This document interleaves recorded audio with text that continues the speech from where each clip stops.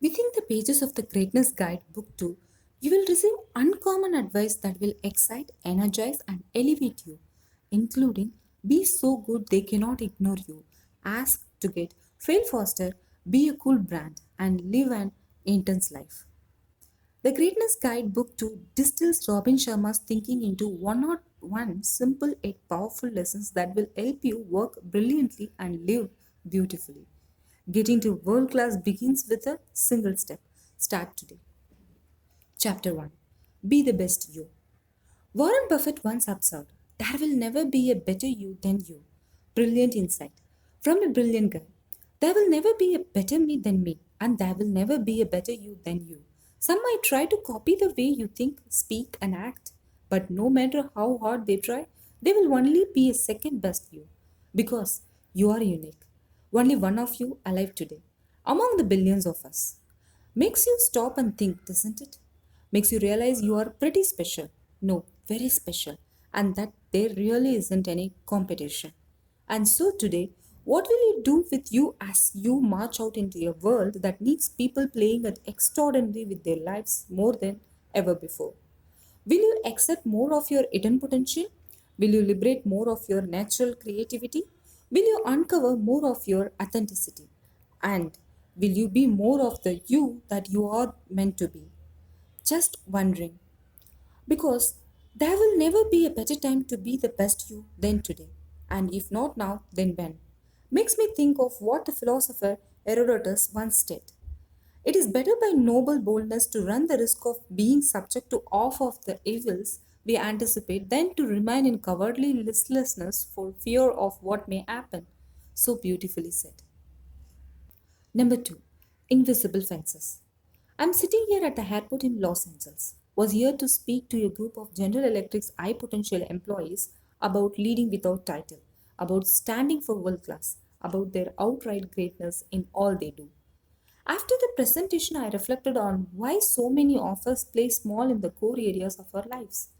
Why we avoid change, why we don't innovate and express the creative genius that resides within each one of us, why we refuse to accept the call on our lives, and why so many of us refrain from being remarkable. The answer I came up with: invisible fences. Here's what I'm talking about. I took a drive out into the countryside last week to breathe, to renew, to think. I saw a sign from a dog training company on someone's lawn. It spoke of an invisible fence. It's a system that sets an invisible boundary that the dog cannot get past. The dog eventually becomes conditioned so that even when that fence is gone, it will not run behind it. The dog sets up imaginary limits that determine its reality. We are like that too. As we grow up, we adopt negative beliefs and false assumptions and sabotaging fears from the world around us. These become our invisible fences. We believe they are real. When we bump up against them at work and in life, we retreat. We believe the boundary is true. So, we shrink from all we are meant to be, do, have. The illusion seems so real, but it is not. Please remember that. So, if I invite you to question your invisible fences, be aware of them, observe them, challenge them, so that when one confronts you, rather than running away from it, you exercise the force of will and talent of art to run through it, to add the poetic possibilities your life is meant to be. Because what you resist will persist, but what you befriend, you will transcend. Number 3. The power of simple. I learn so much from my children. Not only are they my heroes, they are two of my best teachers. They have shown me how to live in the moment, helped me to see life as an adventure, and taught me how to open my heart. And they have taught me so many lessons on the power of simple. These days, I am all about simple. A simple message about everyone being a leader, no matter what they do or who they are. Simple ideas and tools that actually work to help people and organizations get to world class and living a fast, simpler life because at heart I am a very simple man. Simple to me is so powerful.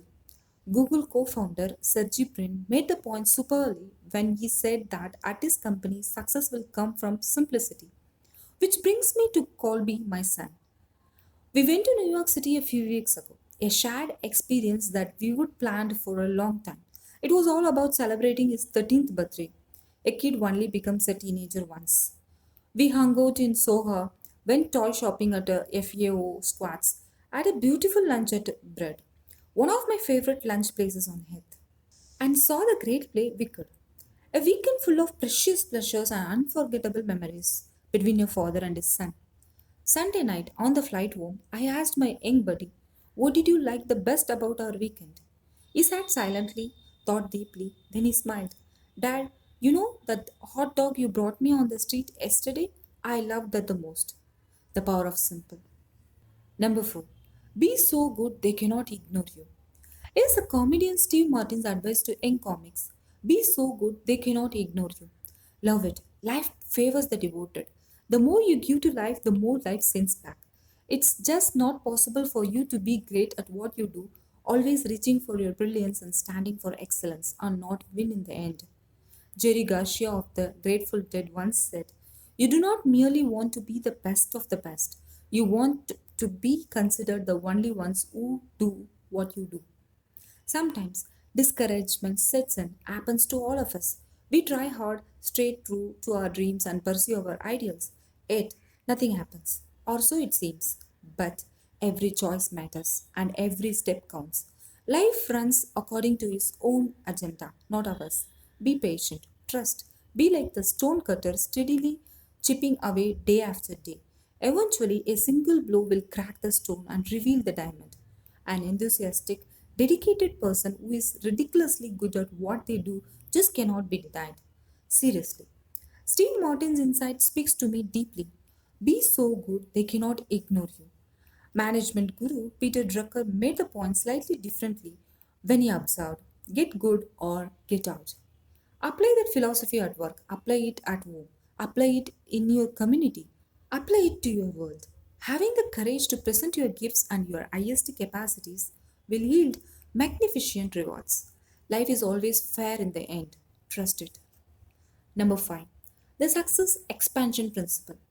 Here's a powerful idea that just might revolutionize the way you work and live if you embrace it at a DNA level. Your life will expand or contract in direct relationship to your willingness to walk directly toward the things that you fear. Do your fears and you will shine. Run away from them and you shrink from greatness. Reminds me of what Frank Herbert wrote in Dune. I must not fear. Fear is the mind killer. Fear is the little death that brings total obliteration. I'll face my fear. I'll permit it to pass over me and through me. And when it has gone past, I will turn the inner eye to see its path. Where the fear has gone, there will be nothing. Only I will remain. So amazing what happens when you encounter a situation that makes you feel uncomfortable, insecure, scared, and yet, instead of heading for the metaphorical exit door, you stay strong and do the thing you know you should do. First, you realize that the fear was mostly a hallucination, and second, you get some kind of unexpected reward for your bravery because on the other side of every fear door lie gorgeous gifts, including personal growth, confidence, and wisdom. I've seen it time and time again. It's a law of life, I guess. So run toward fear. Start small, slow and steady always wins the race. And watch the success you so dearly deserve begin to show up when you most need it. Number 6. Wear shiny shoes. Okay, your shoes don't need to shine for you to be a super leader. And please remember, leadership isn't about your position, it is a way of being. Leading without title, to be precise. Leadership is about holding yourself to world class standards, taking personal responsibilities versus playing the victim, being excellent within the sphere of your influence, building beautiful relationships, and elevating others by your example. My point with this chapter is simply this: the way you do the little things says a lot about the way you will do the big things. And resigning yourself to mediocrity around your minor pursuits sets you up for mediocrity when it comes to the major ones. If your or home is well organized, I'll bet your life is well organized. If you are attentive to details like remembering the birthdays of your friends and sending thank you notes after every meeting, my guess is that you will be attentive to the details around your larger projects and bigger opportunities. And if your place of business is spotless, there is a great chance the work you do for your customers will reflect the same commitment to excellence. I can tell a lot about a business by the cleanliness of their bathrooms. An immaculate bathroom shouts we care, and that caring translates into remarkable services. So pay attention to the details, focus on the small stuff like crazy. Coming to OAD, obsessive attention to detail. World class people and organizations always do, because the little things truly are the big ones. Number 7. Listen carefully. Just read these immensely important words of celebrated designer Bruce Mau that I need to share with you. Every collaborator who enters our orbits brings with him or her a world more strange and complex than any we could ever hope to imagine. By listening to the details and subtlety of their needs, desires, or ambitions, we fold their world onto our own. Neither party will ever be the same. We are shaped by our conversations. We are influenced by the ideas we hear and the people we meet. Big idea. Every person you meet knows at least one thing you don't. Don't let them leave without learning it. Listening is a master skill for personal and professional excellence. Leaders listen. Staggeringly well. Mao's absolutely right. When we go deep into listening to the person we are communicating with, when we allow them to share what they know, we have the opportunity to get behind their eyeballs and learn, grow, and evolve into our highest and best. And if you're lucky enough to be talking to the right person at the right time, that single conversation might be the one that changes the way you think, feel, and behave forever. Their stardust will rub off on you and you will be transformed for good. Number 8. Dream like David. There is a man I wish you could meet. I was introduced to him while I was in Mexico City to deliver a speech to business and social leaders. He moved me with the story and he humbled me by his courage. David Mejia was born without ears. Doctors predicted he would suffer from poor hearing throughout his childhood and that he would be unlikely to live a full adult life. His youth was riddled with operation after operation, a great deal of pain, and the hurtful taunts of classmates who made fun of his appearance. But David persevered. Greatness in so many ways is determined by whether you persist through failure or let it consume you. David dreamed, he worked hard, and he believed because he knew he was meant to do extraordinary things.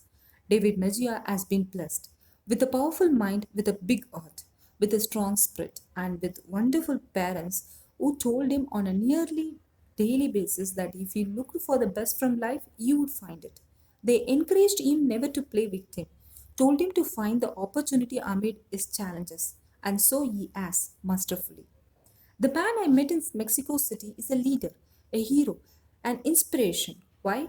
Because he has taken what life sent him and turned what most of us would spend our days crying about into gold. He now has prosthetic ears. He is healthy and remarkably vital. He has achieved super success in his career. He has found great love and joy. He has more friends than most people I know, far more than me. And he is stunningly positive in a world where people who have nothing to complain about spend most of their time complaining about trivialities. You can curse the darkness or you can light a candle and show up as a leader. Life is all about how you exercise the choices available to you. And your daily choices stack up to craft your destiny, day by day, week by week, month by month, year by year. David Mejia knows how to make the choices that will raise him to his own personal mountaintop. So do you. Number 9. Do it now. Woke up this morning with the following line from Mick Jagger's solo album, God is in the Doorway, screaming through my head. No use getting misty eyed, it all screams by so fast. True, life really does scream by. Why postpone what you can do today to some time off in the distance? Why put off playing your greatest game as a human being to some point in the future? Why delay having a remarkably good time until you are old? The other day, I read about a young woman who was reflecting on her retirement savings plan. She said, I want to make sure I've saved up a lot. That way, I can have at least some fun at the end of my life. I don't get it. Why wait until you are old to love living? I'm in no way suggesting that you neglect the importance of planning for your future. Take the long view and prepare for a full life. As always, it's a balance. Do your plans, save for retirement, be strategic, but at the same time, live in the moment, play full out, take daily risk, smart. Emirates Airlines has an ad that says, when was the last time you did something for the first time? Smart. So fill your days with color and for the best that this very day will bring. Laugh a lot, love a lot, dream a lot, and if there is an opportunity that the coming hours present to you, and we both know there will be, seize it. Because life screams by so fast. Number 10. JBN. Just be nice. Question for you. Why don't we see being noticeably nice written into any job descriptions?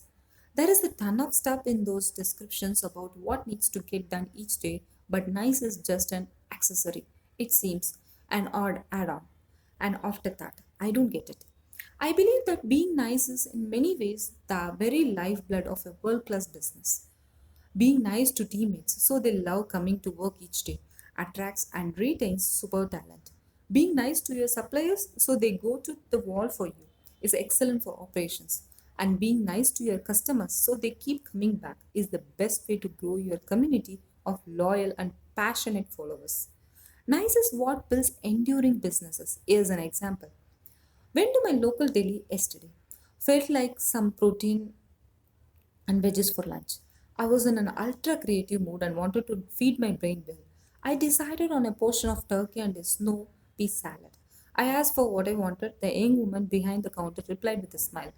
The rule is to sell the turkeys whole, but I'm going to go see if I can break it for you. A minute later, I had my piece of turkey. She added with a wink, I'll give you the one with the most seasoning. You will love it. And on it went helping me, wowing me, being stunningly kind to me, a delicious experience of exceptional customer service because she was uncommonly nice. Guess where I had lunch today? I returned there because, like most human beings, I do business with people who treat me well, who doesn't want me to help the nice ones succeed. Nice got my loyalty, it got my repeat business, it generated an evangelist. To world class businesses, nice matters. So, JBN, just be nice, daily. Number 11. There are no mistakes. It's so easy to beat yourself up over mistakes you have made. Too many amongst us live in a past rather than loving the present and building a dazzlingly bright future. Some people stay stuck for years over something they did or a failure they experienced. Sad. A life is a terrible thing to waste. But let me ask you a question. Is there really such a thing as a mistake? First of all, no one tries to fail or mess things up.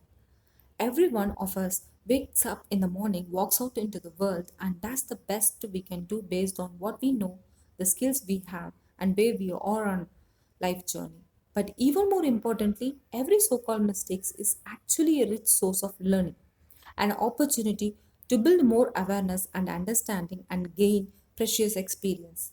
Experience that will help us do, feel, and be even better. Everything that has happened to you in your life, the good and the difficult, was necessary to help you become the person you are now. Why make it wrong? So, just maybe there are no mistakes. Just maybe what we could call failures are actually growth lessons in wolf's clothing. And just maybe the person who experienced the most wins. Number 12. The blank slate of tomorrow. At midnight tonight, you will get a most amazing gift, a fresh set of 24 hours. These hours are pure and flawless and limitless. They offer you the opportunity to show courage, behave brilliantly, connect compassionately, and forge those new habits of mastery that will get you to a better place of being. And they offer you a space to laugh, to create value, and to do your dreams. Whether you will admit it or not, tomorrow is incredible. Not everyone gets one. I just got home from Kazakhstan. Loved my time there. Almaty is just a beautiful city, surrounded by those mountains and those apple trees, filled with truly delightful people and rich with unforgettable culture. The leadership seminar I delivered was such a joy for me. On the long flight back, I read Peter Mail's book, A Good Year. I had enjoyed a year in the province, so I thought I would find this one relaxing, and I did. It's a perfect vacation reading book. One line in the work struck me. It's better to die standing than live your whole life on your knees. Unbelievably powerful praise. Thanks, Peter Mail, for waking me up to what's most important. So make tomorrow special. No, make it outrageously great, wildly wonderful, a piece of art, one that you can tell your grandkids about. Just amazing what one can do in a single day. Each one is a chance to be more of what we are all designed to be. Number 13. Get great at gratitude. A while ago on CNN's Larry King Live, King interviewed Caroline Thomas, who lost most of her face when her box. Number 13. Get great at gratitude. A while ago on CNN's Larry King Live, King interviewed Caroline Thomas, who lost most of her face when her ex boyfriend shot it off. There she sat with bandages, one eye, and more courage than I've seen in a long time. This got me thinking about gratitude. Powerful idea. What you value in your life increases in value. What you think about and focus on grows. What you appreciate begins to appreciate. Appreciate your good health, appreciate your family, appreciate your gifts, your friends, your work, and your life, and your perception will begins to shift. You will see the blessings of your life versus the broken parts. I am big on list. My suggestion for you, list 50 things you are grateful for. Yes, 50. The first 10 are easy. Loved ones, job, home, etc. But go down to the roots. Dig. The pearls always require deep diving. Be grateful for the fact that you can speak English or Japanese, Spanish, Hebrew, or Hindi. Be grateful you have two eyes or a healthy heart, or for the fact that you don't live in a war zone. And be grateful to others. Bless the farmer whose effort brought the fruit that's on your breakfast table. Bless the factory workers who put together the car you drive. Bless the cashier at the store where you buy your toothpaste. And bless the person who serves your food in the next restaurant you visit. This is life changing stuff, even though it doesn't seem like it. The attitude of gratitude. Counting your blessings, not taking things for granted. I'll bet you have a lot more to be thankful for than you currently see. Just think about it. Just get grateful. Then fasten your seatbelt and watch what comes. Number 14. Take charge fast. Real leadership truly is about assuming personal responsibility. It's about creating rich results. It's about taking charge to get things done, whether you are on the front line or in the C suite. Here's what I mean. Was buying groceries yesterday. Standing in line, nothing moved. I looked ahead and saw a flustered woman. Seemed that a debit card didn't work. The cashier looked like a deer caught in the headlights. It just froze. Didn't explain what was going on. I later learned the system went down. Didn't apologize to his customers for the delay. Didn't do anything to try to move things along. Just gave us a little fear grin and started to whistle a nervous little whistle. Sounds so obvious, but it's true that leadership occurs in moments of challenge, not during moments of ease. Leadership shows up when things at work and in life test us. Each of us, as a leader without title, must rise to the challenge.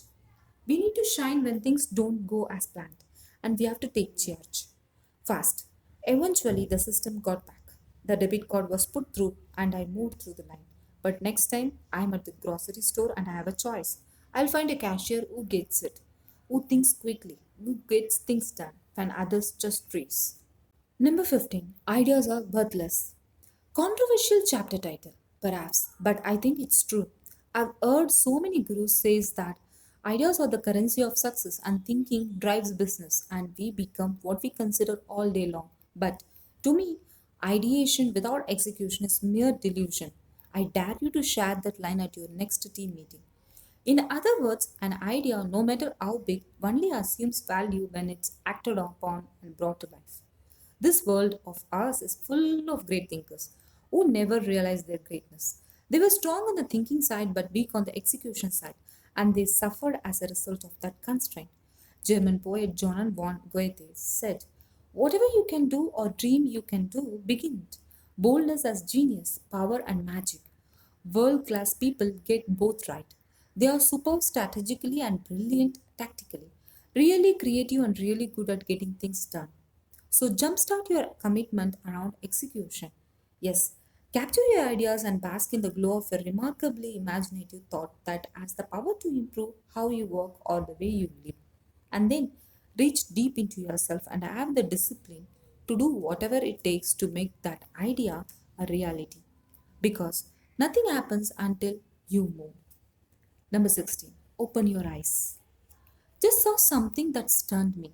I walked up to my favorite Starbucks, saw a car, engine running, baby in the back seat, and no driver.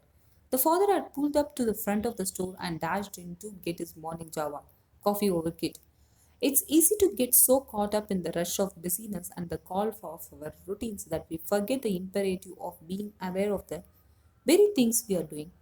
Most men would rather die than think, wrote philosopher Bertrand Russell.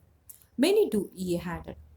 Human beings are the only creatures in the world that can step out of themselves and reflect on their thoughts and actions. Monkeys cannot do this, dogs cannot, cats cannot, only we can. If you can breathe oxygen today, then in my mind you have the gift of being able to show leadership behavior over the coming hours and days, months, years. Leadership is about showing up at your best. You know that. It's about being excellent amid changing times and celebrating the people around you. And leadership is about being aware, aware of your thoughts, aware of your actions, aware of your mission, aware of your priorities, aware of your talents, aware of your fears, aware of your passions, aware that time is short, aware of the brilliance presented to you by the life you get to lead. And yes, mine gets messy too. So live with your eyes wide open. Clarity precedes mastery. Think about things. Shine brighter than ever before. Act impeccably and stand guard over babies in cars. Number 17. Symbols of glory. Walking to school with the kids today. Breathtaking autumn morning here in my hometown. Fall colors, fresh air, crisp temperature, my favorite time of the year. Colby tells me that one of his buddies has a rubber turtle in his car. Said it reminds his parents to drive slowly and respect the lives of others on the road. Nice. Made me think about the importance of symbolic reminders, tokens we can strategically place at important places to help us remember what's most important, what matters, what we want to stand for. One of the simplest tactics I suggest to clients at my leadership workshop is to put your three most important professional and personal commitments on a 3-inch cross 5-inch cord and post it on your bathroom mirror so that you see them first thing in the morning. I know it sounds cheesy, but it works. This little practice affects your awareness radically. Your awareness then shapes your choices, and your choices shapes your results. Extraordinary people are dramatically focused on their best to dos. It's all they think, talk, and dream about. I recall reading about John Risley, founder of Clearwater Fine Foods, one of the world's largest seafood companies, who said, when I want a deal, I think about nothing else but how to get it done. I wake up at night to use the bathroom. I'm thinking about the deal. I'm very focused. And with that rare focus, they get to where they need to be, with fewer detours than the rest of us. So, what symbols of glory might you use to keep you in your finest form? What tokens of excellence can you find that will quickly help you to get back to your priorities when the crush of daily events clamors for your attention? You deserve to live an extraordinary life. Start by finding your symbols, ones that represent the person you are ready to become. Number 18. Be unreasonable.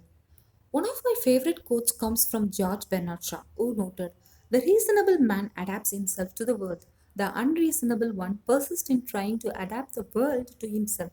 Therefore, all progress depends on the unreasonable man. Please think about that idea for a moment. I suggest it's a big one. Sure, be practical and operate intelligently as you move through your world. I agree, it's important to use common sense.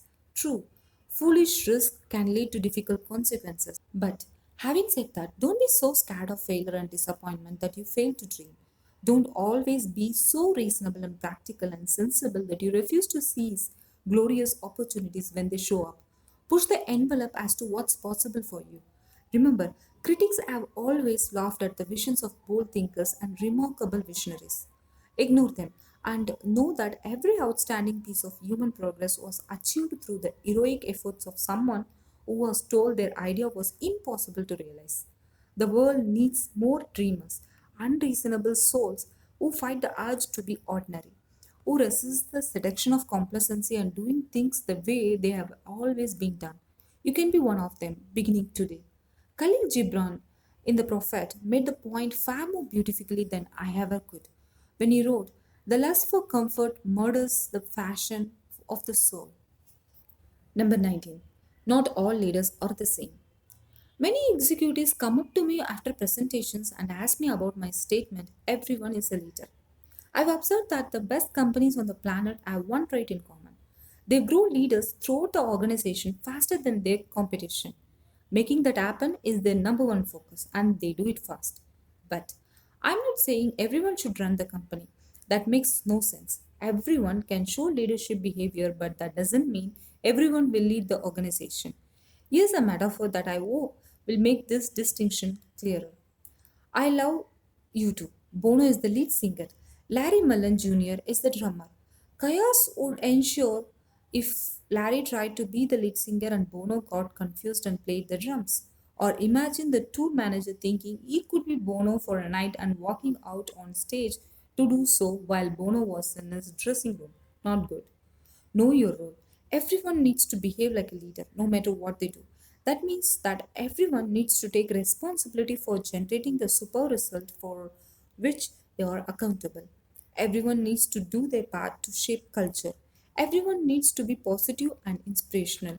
Everyone needs to go the extra mile for customers and view change as an opportunity to make things better. Everyone really can be a leader and have a profound impact by standing for excellence within the area of their responsibility. But not everyone is the same. Number 20. I learn from my mistakes. There is nothing wrong with making a mistake. We are human. Mistakes offer us a powerful way to learn and grow. Just don't make the same mistake more than once. That shows you are resisting the lesson available to you. Suggests you are not listening to life. Shows you are not paying attention. In the Greatness Guide, I wrote about how I missed a window of opportunity to meet Orville Kettle in a Toronto hotel lobby. Just didn't seize what Carlos Castaneda called the cubic centimeter of chance that presented itself. But why just didn't seize what Carlos Castaneda called the cubic centimeter of chance that presented itself. But I vowed to make amends. I promised you I would. Well, I kept my word. Was downtown for meetings with my publisher. Was having a quick sushi lunch at my favorite Japanese restaurant. Guess who was sitting at the next table? Eric Clapton. Seriously. When the time was right, the time to choose an opportunity will never be ideal, but I let the man finish his tempura. I said hello. Sure, my pulse quickened. You know, I'm a very ordinary person. And yes, I worried about rejection. But if you don't try, you will never know. I realized that if I took the leap, I had a chance to meet him, but that if I didn't, I'd be sure that I never would.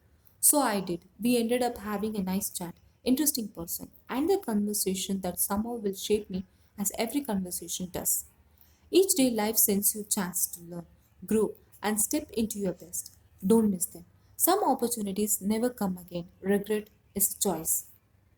21. Ask powerful questions. One of the fastest ways to find the solution to an issue or challenge you are facing is to ask the right question. The right question inevitably leads you to the correct answer. Questions matter. In business, remarkable performers are dazzlingly good at getting to the right question. The one that speeds them to the place they need to reach and offers them the missing piece they need to find. And in life, asking yourself a powerful question will allow you to step into a whole new set of possibilities that you may have missed while you were locked into an old way of seeing things. Like the lesson amid a so called failure, or the opportunity that inhabits a setback. Here are 6 questions that I share with the clients with whom we do leadership development work. I suggest you write them down and then find some time today to answer them in your journal. Number 1. What one thing, if I did it, would profoundly improve the way I work and how I live? Number 2. What needs to happen between now and the end of the next 90 days for me to feel that this is the best quarter of my work and personal life? Remember, clarity precedes mastery. Number 3. Who do I need to express appreciation to? Make your list long. Number 4. What would I like to improve professionally and personally? Number 5. What could I be grateful for that I am currently not grateful for? Number 6. How do I want to be remembered at my retirement party? And as you make this day extraordinary, I will leave you with one of my favorite quotes, which comes from Mark Twain. If everyone was satisfied with themselves, there would be no heroes. Number 22. Be breathtakingly humble. It's 4:15 a.m., best time of the day. I'm drinking a perfect cup of coffee, listening to Simple Plan's song Perfect World, thinking about life, learning, and authentic excellence. Powerful thought I want to share with you. The humblest is the greatest. Canada's richest man, Kenneth Thompson, died a while ago. The Globe and the Mail, one of Canada's national newspapers, published a profile on him titled A Billionaire's Breakfast. Thompson's brunch ritual was described. Meals didn't come with a side of caviar. Every weekend, you would stroll into a small local restaurant and order a brunch buffet for $10.95. Love it. In an interview, the restaurant owner spoke of Thompson's extraordinary humility and noted he was always so gracious but simple. He joked with the staff and never let on who he was. He always got his own food from the buffet table, smiled when he entered, and last Christmas even took the time to take a photo with all the staff, which he then had developed, later returning to the restaurant with a copy for each staff member. Now everyone has something to remember him by. Something to remember him by. Unforgettable words, humility, an essential element in the creation of a beautiful legacy. 23. Be a cool brand. You are a brand, no matter what you think. When people hear your name, they conjure up some association. When people see you, an emotional response gets evoked. Like it or not, you and your reputation truly are a brand. So I gently suggest that you manage it. Well, actually, what I really want to challenge you to do is to take the steps you need to take to become a cool brand. One that shouts cutting edge, with it original and revolutionary. Cool brands that immediately come to mind for me include Apple, Virgin, Platform, and Prada. They are fresh and hip and stylish. They get it. And they stand out in a world that loves conformity. They make me go, wow, you could do the same for yourself. What would it take for you to become a cool brand so that when people think of you, words like innovative or world class or unique infuse their minds? What would it take for you to become the Steve Jobs of your team or the Salvador Dali of your workplace or the Russell Simmons of your division? How could you become so strikingly great at what you do and who you are that everyone around you adores everything about you? Something to consider, something to act on. 24. Cherish conflict.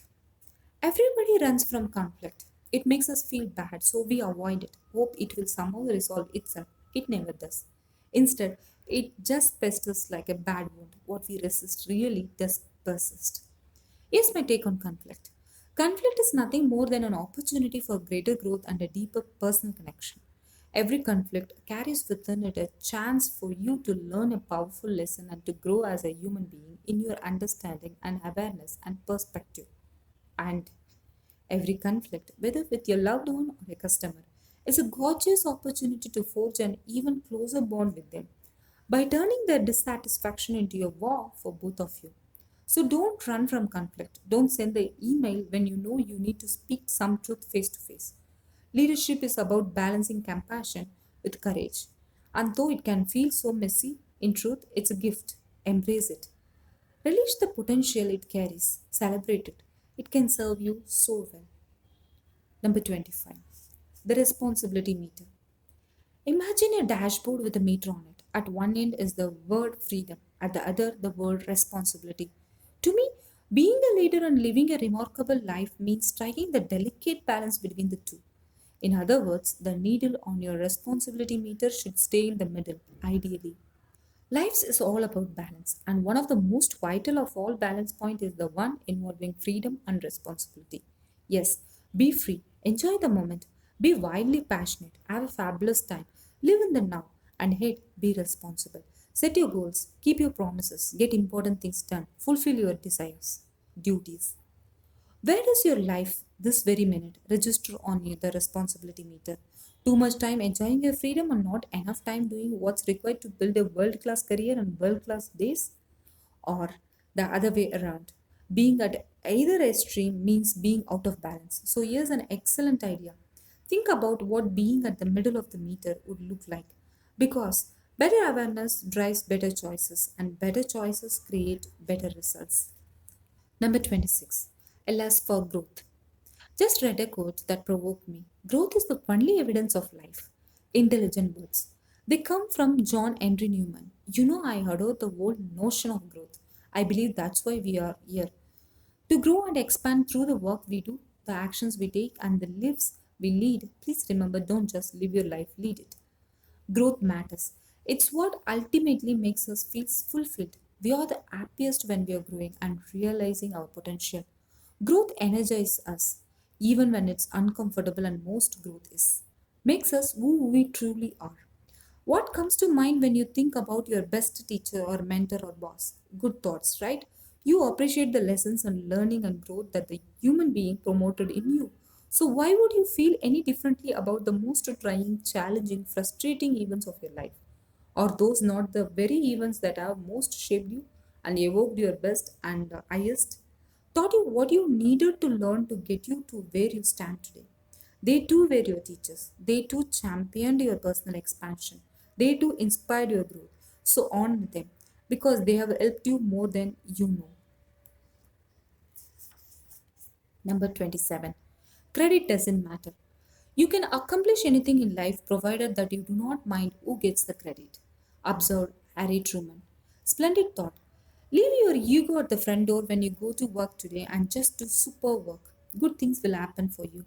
It's so human to crave applause and recognition and acclaim. We all want to be appreciated by our peers and revered by the tribe. But leadership is about a lot more than trying to look good in the eyes of others. It's about standing for a cause. As Pablo Picasso's added, it's a work in life that is the ultimate seduction. It's about being BIW, best in the world, at what you do. It's about leaving people better than you found them. And it's about not worrying who gets the credit for a job well done. People who are outstanding always gets found out. The cliche is true. The cream always rises to the top. The best always comes to light. And the great ones amongst us can never be held back.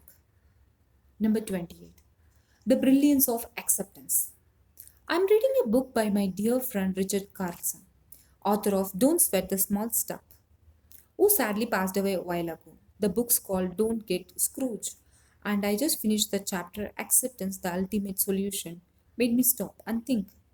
Richard writes, acceptance may sound like inaction, but when you try to practice it, you will see that it is anything but doing nothing. It sometimes requires more effort than the complaining, confronting, or clamming up you would normally do. But once you experience the freedom it brings, acceptance can become almost second nature. Acceptance. Looking for the blessing in disguise amid adversity. Relaxing into whatever situation you find yourself in. Embracing the age old adage that life doesn't give you what you want, but just might send you what you need. Thanks again, Mick. We all get odd days and means season from time to time. That's because you and I are enrolled in greatness school, and challenge, conflict, confusion, and uncertainty are beautifully orchestrated vehicles for our growth. But days do get better and season always change. By accepting what is, the better times will be shorter and your gorgeous days will get longer. And that's my highest wish for you always. Number 29. Be a beautiful thinker. I'm sitting in my hotel room in Karachi as I write this. An absolutely fascinating city. The sounds, the culture, the people, all a wonderful education for me. I'm grateful to be here. Reading Jhumpa Lahiri's The Namesake, beautifully written, it prompted an idea. Become a beautiful thinker. Commit to making each of your thoughts a thing of beauty. Devote yourself to coming up with stunning insights and ideas and reflections that are outright masterpieces. You have heard it 100 times in as many different ways. You become what you think about, and the thoughts you use become self fulfilling prophecies. Expect extraordinary things to unfold for you, and they will. The motivators say it, the teachers say it, the sages say it. Ever wonder why? I think I finally understand why the idea is accurate. It's not some esoteric philosophy, it's simple logic. Here we go. The actions you take each day creates the result of your life.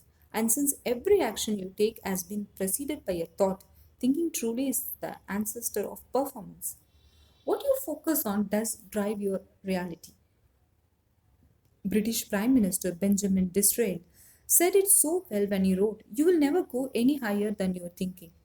As a human being, you will never act in a way bigger than your thoughts. Dream big, and your behavior will follow. Think small, and you will play small. This concept cascades through every dimension of your lives. Think people are good, and you walk through your days with an open heart. And that Very behavior actually creates your reality because people do good things for good people. Think you deserve the best and your actions will reflect that confidence. Better action will then drive better results. Expect to be world class in your career or within your community, and that brilliant thinking will shape the way you work as well as the way you live. And that exceptional conduct will drive exceptional outcomes. I hope I've been able to express this point clearly because I believe it's a big one that is too easy to neglect. Your thoughts do shape your reality. Your thinking does form your world. What you focus on truly will expand, and what you dwell upon will most definitely determine your destiny. Number 30. Opinions don't matter. It doesn't matter what other people think of you. All that matters is what you think of you. We waste so much energy worrying about the opinions of others, wanting to be liked, needing to please. But authentic leadership and real personal mastery are all about rising above social approval to self approval. Respect you so long as you are living by your values, being authentic, running your own race, and doing your dreams. Why worry what everyone else thinks or feels or says about you? Success isn't a popularity contest, and at the end of each day, what matters most is whether you were true to yourself. Number 31. Are you jokeable? Bianca, my 11-year-old daughter, is a wise, wonderful, and hilarious kid. She wants to be the drummer for Green Day when she grows up. She loves her dog Max, and when Bianca laughs, the whole world laughs with her loudly. So, we are having a great conversation. I spend a lot of time just talking with my kids. I never have my Blackberry on when I'm with them. She tells me the boys in her class think she's cool. They love making her laugh. They get that she's got a big spirit. Then she shares a line that cracks me up. Dad, all my friends say I'm jokeable. So let me ask you a question. How jokeable are you? When was the last time you allowed someone to make you laugh so hard tears stream down your cheeks? How often do you sit back and giggle at life, even at the messy stuff? Life is messy at times, isn't it? Love the messes. Your richest growth resides in them. The best amongst us don't take themselves too seriously. No one will take you seriously if you take yourself too seriously. They do their best and then let go, letting life do the rest. Life has its own intelligence. So, be jokeable, relax.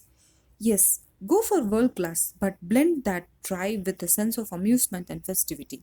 Hold on to life with a loose grip. Every setback carries the seeds for an even greater opportunity. It's taken me about 43 years to get that one. And life was never meant to be an ordeal, it was meant to be a pure joy. Number 32. How to get power. Here's a simple truth I have learned from the best leaders I have worked with as a success coach, professional speaker, and leadership consultant. The only way to truly get power is to give it away. The more you rely on trust and believe in your own team, and the bigger the investment you make in getting them to their greatness, the larger will be the commitment, engagement, and outright devotion they have toward you. Power doesn't come from forcing people to listen to you and coercing them to do what you say because you have the right title on your business card. No, real power comes when you spread your passion, offer people a reason to climb your strategic mountaintops, treat them with rare respect, and give them permission to shine, grow, and lead without title. Be there for people, and they will be there for you. Simple stuff. But as I mentioned earlier, I'm pretty simple guy. Here's the great line from Richard Kovacevic, CEO of Wells Fargo. I had to read it a few times to get it.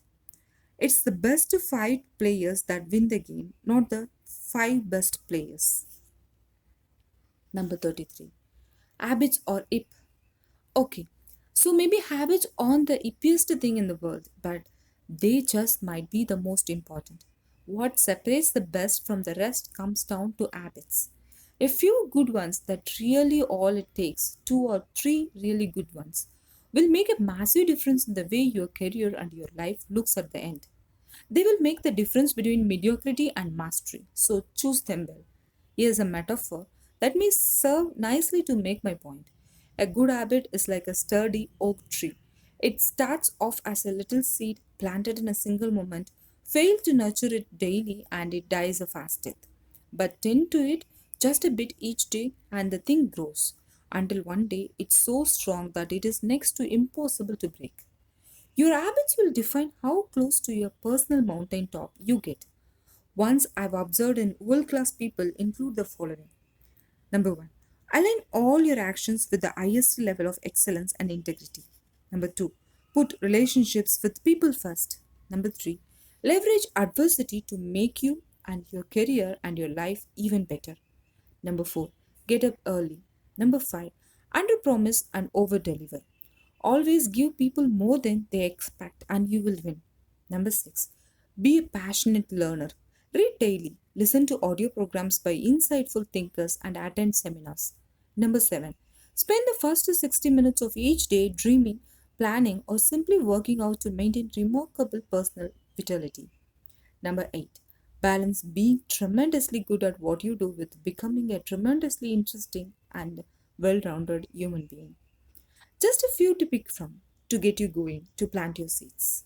Number 34, find perfect moments. I had a perfect moment today. It wasn't a standing ovation in front of 1,000 people. It wasn't a phone call from a publisher sharing some good news. It wasn't a Fortune 500 company calling to book a leadership presentation or coaching engagement for the team. No, it was a far more important thing that occurred in my life on this morning, and it was incredibly basic, as are the best things in life. As I got out of my car in the parking lot of our office, I noticed an amazing fragrance in the air. It was pure beauty, so sweet and breathtaking. I looked around and saw that I was parked under a tree overflowing with red and pink blossoms. Spring had sprung, and the tree was spreading its magic. I just stood there, closed my eyes, entranced by the smell, and the moment I felt grateful to be alive. Sure, I've challenges I'm dealing with, the only ones who don't or did. Sure, life could always be better, but happiness is all about gaining a sense of proportion and perspective. And we all have many blessings in our lives, like people who love us, or work that gives us our day's meaning, or healthy kids, or simple gifts like food on the table and two eyes to see through, like the perfect moment in the parking lot. Life is so very short, yes. It's important to focus on excellence in your career and arriving at splendid success. However, you define it. I totally agree with that. But equally important is enjoying the ride, laughing, having fun, experiencing adventure, and not missing out on perfect moments. Mostly, they are free and they are right in front of you. Today, if only you make the time to look for them. Number 35, the paradox of price. I was driving Colby to school and got an idea I want to share with you. We were talking about Everybody Loves Raymond, the television show my kids adore. In particular, we discussed the tension between Raymond's cranky mother, Mary, and Ray's loving wife, Deborah. Colby said they don't like each other because Mary doesn't like Deborah's cooking. I asked him to go deeper and to figure out the real issue. After we discussed it for a while, we both heard the coin drop. We caught that the real reason Mary doesn't like Deborah is that she feels threatened by the love between Deborah and her son Raymond. She is insecure, thinks she might lose him, so she is odd on Deborah and has no praise for her ever. Made me think about praise within the workplace and within the home. A rare commodity, praise, to me is like the sun. The more you give away, the more everything around you grows toward you. However, most people don't give praise freely, even though it's free. According to a Gallup organization survey, the number one reason employees leave an organization is that they don't feel appreciated by their supervisor. 8. Most managers give away neither praise nor appreciation because they think it makes them look inferior. Is the truth, as far as I can tell. Giving praise to all those around you when they most deserve it makes you look like more. It elevates you. It makes you look like a hero. It makes you look like a giant within the workplace. To everyone around you, so don't withhold what your teammates most crave. We all want to feel special. I do, you do, and so does Deborah. Number 36. Luck versus law. It's true what they say. The harder you work, the luckier you get. You may wonder, is a remarkable life the result of luck or Are there a series of natural laws at play that produce great results once we align ourselves with them? Well, here's my answer. Good things happen to people who do good things. Do the right things, and you cannot help but see the right results. I've been thinking a lot lately about farming. No, I don't plan on giving up this leadership and personal success stuff and spending my days planting corn, though it would be a cool way to live. But just think about it. The laws of the farm and the laws of nature are the same laws that rule our business and personal lives. As you sow, so shall you reap. Care for and nurture your farm, and a bountiful harvest cannot help but develop. Care for and nurture your career or your health or your relationship, and do you really believe that you will be denied an abundance of produce? Not possible. Sure, sometimes we get lucky. That's just icing on the cake. To me, a rare air life is the result of living in alignment with the laws of nature, doing things like adding value to your customers and all those who surround you, treating everyone you meet like a VIP, being unexpectedly honest and surprisingly enthusiastic. Just keep doing these things and you will be fine. And remember, the more seeds you plant, the more plants you will see. Number 37, Camel's Back Syndrome. Most organizations don't fall apart as a result of one big blow. Most relationships don't end because of one grand argument. Most lives don't fall to pieces due to one sad event. No, I suggest to you that sustained failure happens as the consequences of small daily acts of neglect that stack up over time to lead to a blow up and a breakdown. Remember the camel's back metaphor. Pieces of straw kept getting piled on the poor animal. Each piece alone was light and caused little harm, but piece after piece got placed on the camel's back until eventually the load was so heavy that a single added straw broke his back. I call this camel's back syndrome. A little neglect inevitably leads to businesses and lives of striking disrepair. The best truly do sweat the minor details. They get the seemingly insignificant things right. They have the discipline to shine at the tiny projects and activities and to dos which give birth to the spectacularly big ones. They understand that lasting success comes via evolution, not revolution. And so can you. Number 38. Burn the extra 1%. Reading British GQ on a flight home from Rome. Rome's fantastic. As an Asi friend said to me recently, you can take any turn and discover a history lesson. The biggest idea I ran across in the magazines come from the Chris Carmichael, the coach of seven-time Tour de France winner Lance Armstrong, who said, the last 1% most people keep in reserve is the extra percent champions have the courage to burn. Magnificent thought. I hope we never forget it. Spend every bit of your energy playing at your best and creating world class results. Offer every bit of your potential to all you do and awaken your talents and your inner fire. So at the end, you can say, I gave it my all. I did my best. That would be fantastic, wouldn't it? And please remember, the opportunity for outright greatness comes at the very moment that ordinary people give up. Number 39. Remember reciprocity. It's only human nature to want to help those who have helped us. Each of us has a deep seated hunger to do unto others as they have done unto us. And so I do believe that we get back what we give out. As an example, I just drove 20 minutes out of my way to buy gas. Why would I do that when I have a big list of to dos and a full schedule for today? Why would I do such an inconvenient thing when convenience suggests that I go to the station 2 minutes away from my office? Answer: I did it because I wanted to return a favor to someone who was good to me, to a good person. A few weeks ago, after dropping the kids off to school, I noticed I had a flat tire. I went to three gas stations and only one could fix my tire quickly. An elderly gentleman in overalls with the name Tony stitched over his heart said he would be happy to help me, offered me a coffee while I waited, entertained me while he did the repair. He did his work with obvious joy, a leader without title. People like him inspire me, make me want to be a better man. So I've been looking for an opportunity to show my appreciation. It starts today by giving him my business. And then I'll be sending my friends over and they will tell others and so on. Because Tony deserves to win. And I want to reciprocate. Number 40. Say what you mean. Ever notice that it's the people we love most that we take most for granted? Hard, isn't it? It's easy to spend less time with your family because they will always be there for you, or so you assume. It's easy to put off expressing your love to your loved ones because there seems to be no urgency to do so. It's easy to let home relationships slip because you assume there are more pressing things to deal with.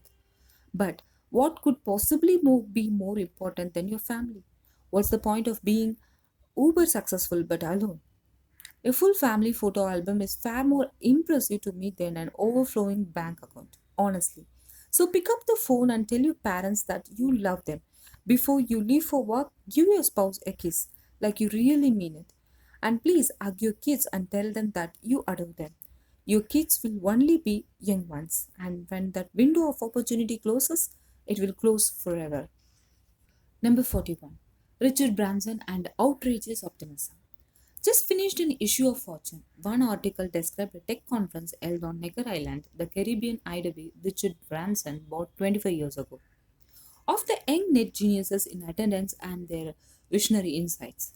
Of the fun had by all as they sailed and drank great wine and engaged in powerful conversation. Each of us need to inject powerful conversations into our weeks to energize, elevate, and sustain us. And then it came down to Branson, founder of the Virgin conglomerate. The writer David Kirkpatrick noted that Branson can speak to anyone about almost anything, from food to sports. But what struck him most about the man was his infectious good cheer. Branson seemed to be in good spirits all the time. A News Corp executive agreed and added, that's something I've noticed about these moguls. They are almost always the most optimistic people in the room. Interesting. So, our takeaway is that optimism isn't superficial or soft or boring. No, it's a mission critical tool for anyone devoted to getting to authentic excellence and a life fully lived. Every day brings challenges to those who dare and risk and dream. That's just part of the game when you are devoted to being great. Being the most optimistic person in the room will help you transcend the rest and get to where you have always wanted to be. Number 42. Beware of victim speak. Back to a theme I shared with you in the Greatness Guide, the power of words. Words shape the way you feel, they influence the way you process reality, and they can either take you closer to your mountaintop or draw you nearer to the valley. Use world class words and you will get to your world class life. I was in a Starbucks in Manhattan yesterday. The guy in front of me ordered a chai latte. The barista said she was out of chai.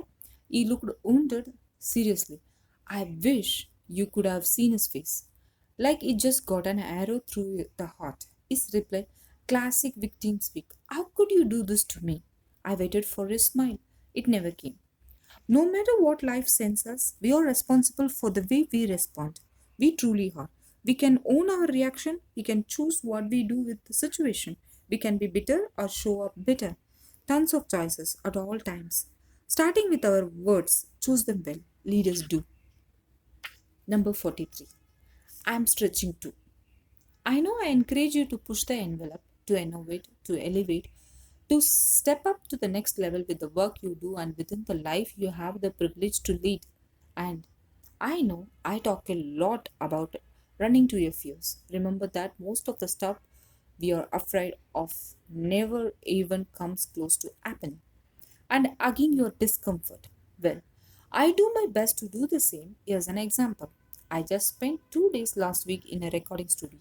For a long time, I've had the dream of making music with a powerful message. I used to play guitar in a rock band in law school, poorly but passionately. And I needed to get back to that love. And you know this, there will never be the ideal time to do the dreams in your heart. So I took a risk. Al Pacino recently told Larry King, you will only be as good as the chances you take. I reached out to the two amazing partners at the Orange Record label and shared my vision. Guess what? No ask, no get. They signed me to a deal immediately. This past 2 days found me in a studio with some of the most creative people I have ever met. Writers and musicians, visionaries and dreamers, all branded together to help me create brilliant music that will inspire people to make their lives extraordinary.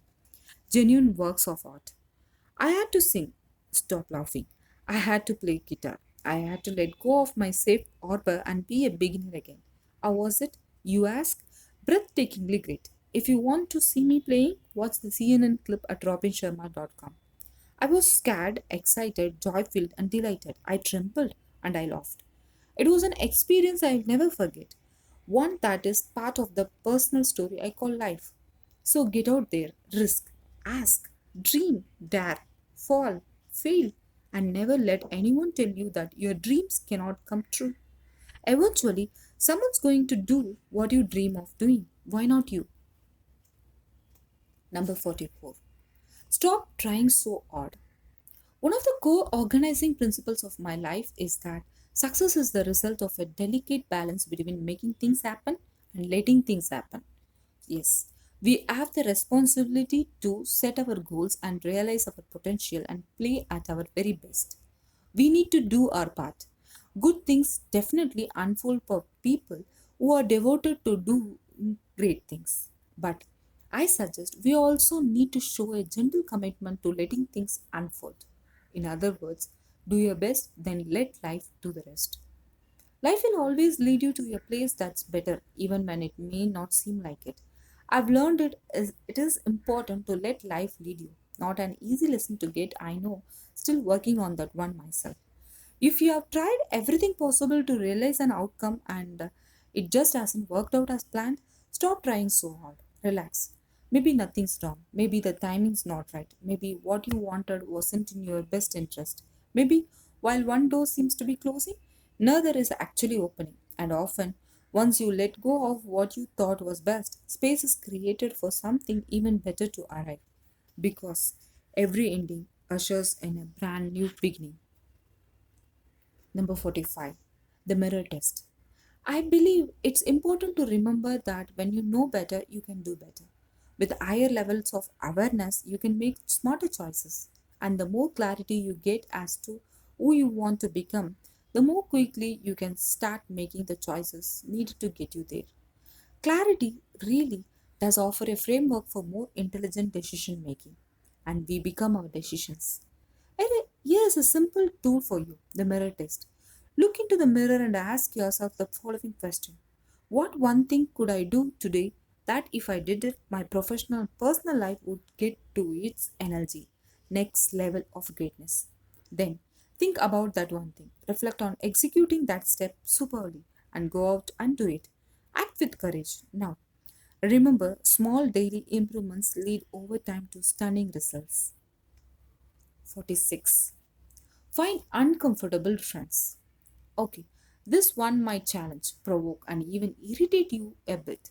If so, I've done my job. Because we grow through ideas and experiences that stretch us. And all I want to do is help you grow into your greatness. The idea centers on the importance of surrounding yourself with people who cause you to leave the SHK, safe harbor of the known.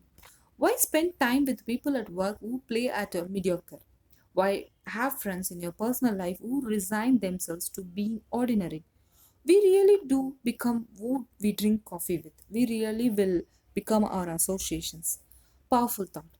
You will become a lot like the five people you spend most of your time with. Hope I didn't scare you.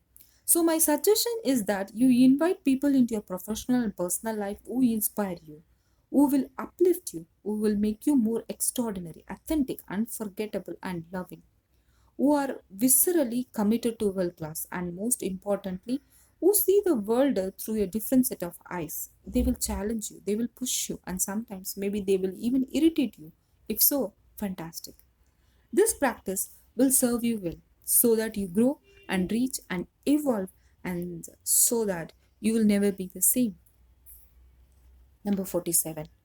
Innovate where you are. To get to world class, it is absolutely essential to become an excellent innovator, relentlessly making things better and passionately discovering new ways to add value, work smarter, and move faster are core creative traits that the best in business live by. And to be astonishingly creative and generate Those big ideas that catapult you to your highest level, you don't need to go walking in the woods or find some sanctuary.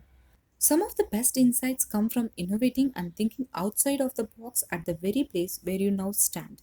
As Tom Kelly, president of the Silicon Valley based design firm IDEO, observed, brainstorming at ski lodges and beach resorts can be counterproductive. Do you want your team members to think that creativity and inspiration can only happen at a high altitudes or within walking distance from an ocean? Don't get me wrong, offsites are fine, but remember, you want the buzz of creativity to blow through your offices as regularly as a breeze at the beach. So, perfectly said. Number 48. Pride in parenting. Leadership begins at home. Your family is an organization that needs to be managed, cherished, and elevated if you aim to truly get to the rare air life I believe you deserve. I also believe that the highest moment of our lives are the moments shared with those we love. I just dropped Bianca off at school, saw a car with a fantastic license plate. It said simply RKIDSROC, made me smile. How proud are you of your kids? Are they your primary priority? Mine definitely are. I would let go of all I'm doing in my work life in a second if my children needed me to.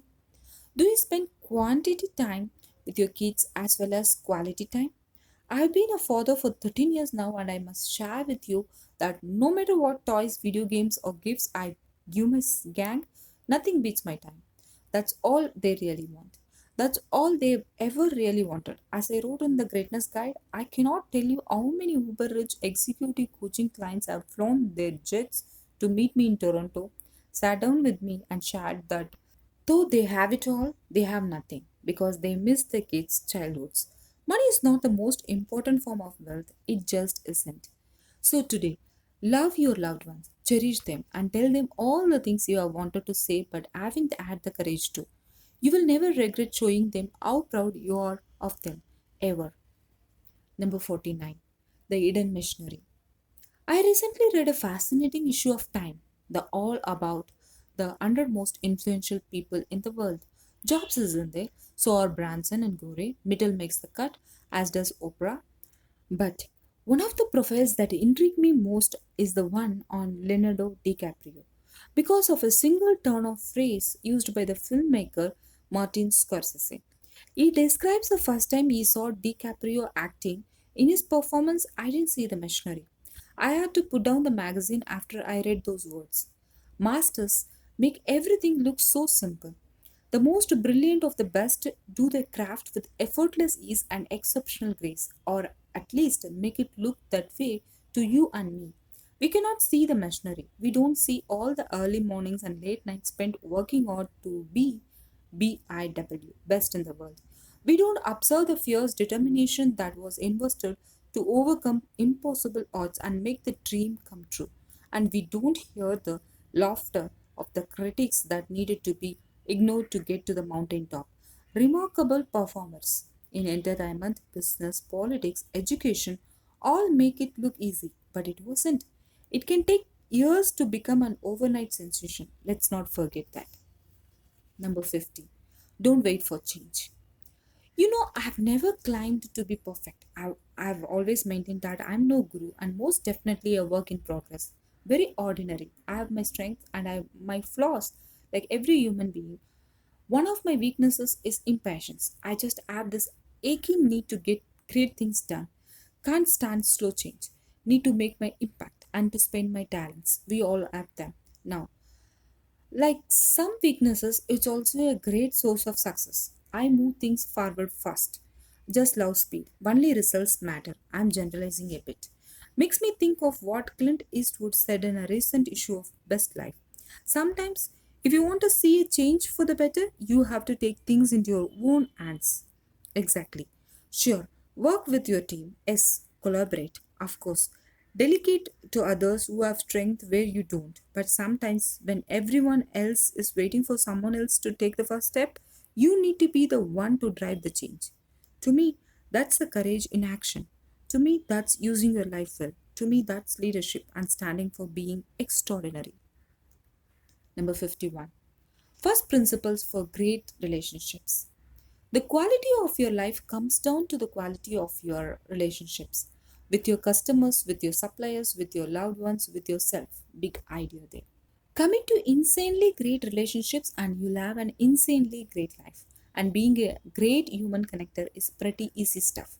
Remember, success is all about a masterful consistency around fundamentals. The following seven first principles are profoundly simple and yet simply profound. And isn't that the case for all great truths? Number one, be the first one to say hello or namaste, salam, hola, salam alaikum, or whatever may be the appropriate when you encounter another person. In other words, be kind first, which takes courage because we are all scared of rejection. Number two, smile a lot. It's one of the best ways to have someone open up to you. Remember, we make lasting impressions on people within the first few minutes of meeting them. Number three, use people's names. This is really important. It shows that you care and is a mark of respect. Number four, look people in the eye when you speak to them. Number five, become a world class listener. Get this one right, and you will own the title of relationship superstar. Most people don't listen. Most people are so self focused that they fail to ask good questions when they meet another person. Listening and asking questions shows humility. It shows you are interested. It demonstrates that you are engaged and not in love with yourself. Most people's idea of listening is waiting until the other person has finished speaking so that they can interject. Number six, offer sincere compliments. Praise is free. Never miss an opportunity to celebrate and elevate another person, whether at work or at home. You will connect with the best within them and then they will give you their best. Leave people feeling better than you found them. Number seven, treat everyone like royalty. And I do mean everyone. It scares me when someone's really nice to me but rude to a waiter. No consistency way. Behave as if you will never see them again. When I get home from work each day, my kids come flying around the corner and hug me. Every day makes me feel like a king. Sure, the above seven ideas are simple. Master these first principles and you will get to your mountaintop more quickly than you can imagine. Greatness comes from mastery around the fundamentals. Number 52, worry versus reflection. So many thought leaders counsel us to avoid living in the past. Live in the now. They advise. Enjoy the moment. The past is a great. Well, I get what they are saying, but isn't there something good about going back and delighting in the delicious moments of the journey so far and in learning from all we have experienced? Which brings me to worry versus reflection. Whether you should revisit the past, to my mind, depends on your intention. If your intention in and reason for going back into your past is to dwell on bad experiences and to worry over things you cannot change and to rehash painful times, then I suggest it's an unhealthy act, a complete waste of time, actually just keep you stuck. But if your intention is to reflect on the lessons that events have taught you and to grow and wisdom to savor the precious memories that you were blessed enough to experience, well, then I think that's a good thing because you are letting your past serve you and make you better. I guess what I'm inviting you to consider is that it's a waste of time to fret over and regret things you have done that cannot be changed, but it is an intelligent use of time to bask in the good times, feel gratitude for them, and use even the challenging times of your personal history to leverage your future success. Number 53, believe in others. I took my kids to see Hilary Swank's movie Freedom Writers. It inspired me deeply, brought tears to my eyes, made me want to be and do and give more, made me want to improve things profoundly. One of the things I took away from the film is that leadership is all about believing in others and yourself when no one else does. The kids in the movie were gang members, tough lives, odd hearts, but their teachers saw them for what they truly were smart, good, caring human beings who would have been knocked down and had given up. The school wouldn't even give them new books, didn't think they were worth it, but their teacher did. Treated them with respect, bought the book herself, worked 2 extra jobs to do it. She challenged them, celebrated them, believed in them, and they transformed. Because when you see the best in people, They will give you their best. I've seen it happen in organizations around the world. Develop, honor, and inspire people, and they will fly. As the wonderful teacher Leo Buscaglia once said, too often we underestimate the power of a touch, a smile, a kind word, a listening ear, an honest compliment, or the smallest act of caring, all of which have the potential to turn a life around. Number 54. The best practice is practice. Imagine Lance Armstrong stopping his spectacularly disciplined daily practice regimen and still hoping to win the Tour de France. Imagine Steve Nash giving up his crushing daily workouts and post game analysis and still expecting to be in his finest form. Just think about Tiger relaxing his extraordinary commitment to never ending refinements and improvements of his golf game. Ridiculous, you see? And yet, how many of us on the playing field of business and life are devoted to consistent daily practice? Few. How can you get better if you don't practice? Success doesn't just occur. Brilliant results don't just show up by chance. The finest thing in life take passions, focus, and sacrifice. To get to world class, you need to work at it daily, relentlessly, passionately. Just hoping you will get to great as a leader and human being is nothing more than magical thinking. It's a waste of time. Remember the 1% wins. A few little improvements each day, the result of your daily practice, amount to staggering results over time. Athletes get better through practicing their sports. Leaders get better by cultivating their craft, by elevating their skills, by deepening their impact, by consciously stepping toward their mountaintops until they get there. Number 55. Pain serves you well. I'm rereading an excellent book called What Happy People Know by Dan Baker, a psychologist and the director of the Life Enhancement Program at Canyon Ranch. I want to share a few of his words with you on the subject of optimism and dealing with life's trials elegantly and with grace. When he was younger, his newborn son died. That event devastated him and plunged him into dark despair. In the book, he writes of his lessons and says that through his challenges, I learned what optimism really is. It's knowing that the more painful the event, the more profound the lesson. There are so many lessons in this life we just don't want to learn. You just can't tell someone these things and expect him to become wise. Wisdom only comes the odd way. Profound words. Perhaps the things that break our hearts are the very things that serves to open them. Pain can serve us so well if we choose to learn the lessons that it carries, and just maybe life's greatest challenges present its biggest opportunities. Number 56. Your team's only as good as you. Watched a road crew at work this morning while walking Colby to school. The team leader was having a bad day. A bus driver was hitting a horn because a traffic barricade was slowing her down. The team leader yelled, threw a fist into the air, and then kicked over the barricade. One angry man. Then he started yelling at his crew, mocking them, spitting out his venom, ranting like a madman. They looked down at the ground and kept on working. I sensed they felt humiliated by the public spectacle, but their leader continued, pouring his toxic waste out onto the busy street for all to see. Tonight, he will blame his crew for a low performance day and probably scream at his kids. Big idea. Your team will never be greater than you are, even if you are not the team leader. You set the standard to which you all can rise. Each finger affects the strength of the hand. When organization brings me in to help their people get to world-class performance and create extraordinary results, I gently remind everyone in the room that everything begins with you. I suggest that's a mission critical idea. Forget blaming others, that just excusing yourself. And it all starts with your inner world. External leadership begins with internal mastery. You cannot help in the building of an excellent organization until you commit to becoming an excellent person.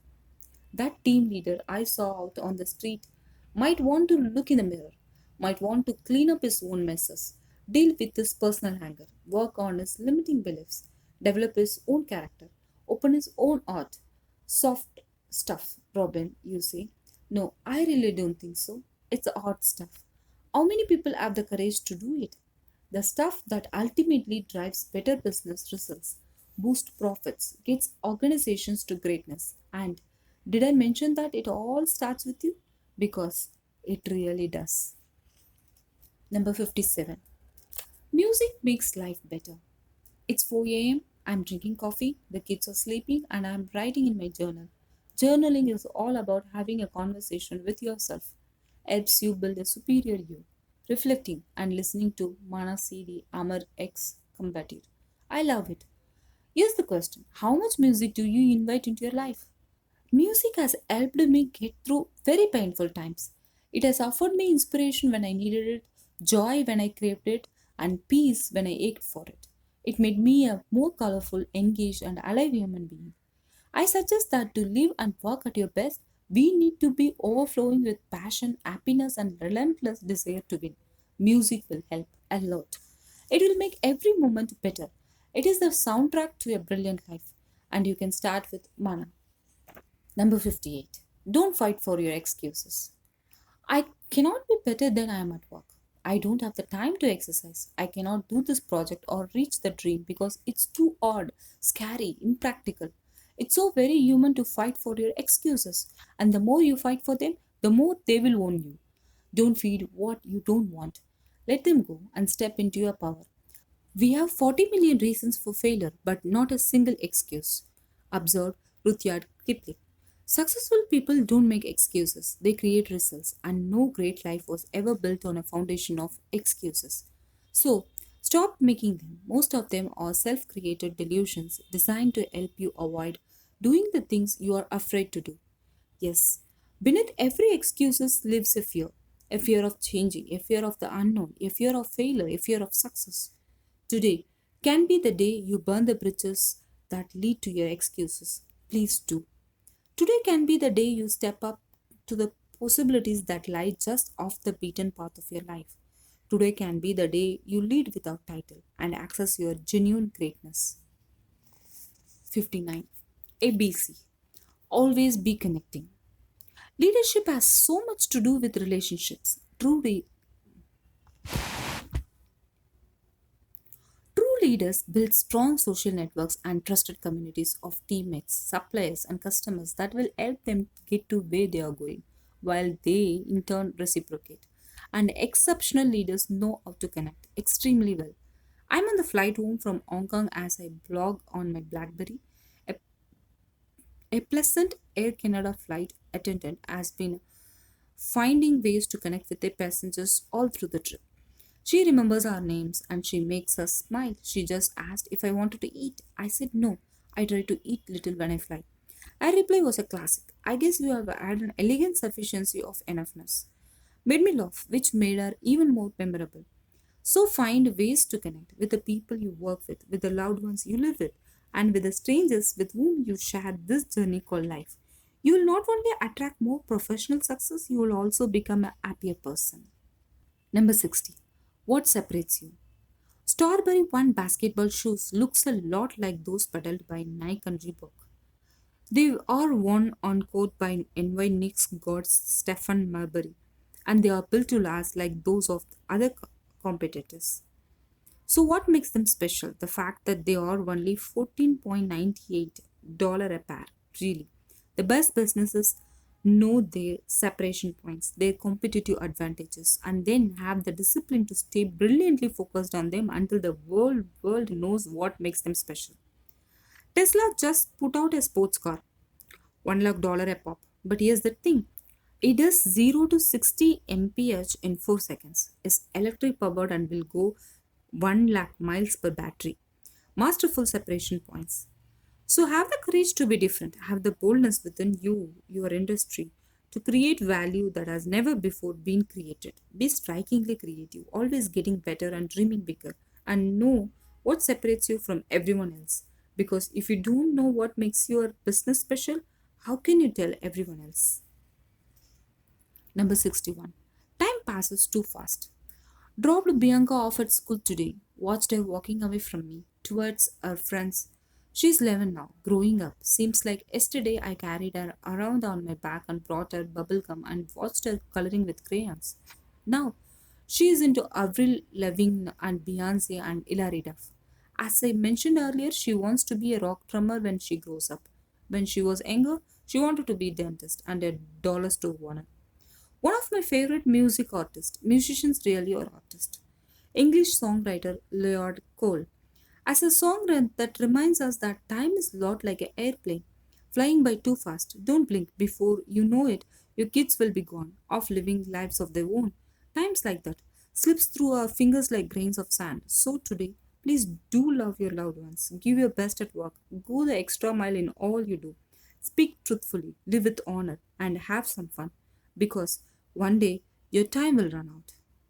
Number 62. What happened to quiet? I was in an airport about to fly to Las Vegas and give a speech to 3,000 network marketers.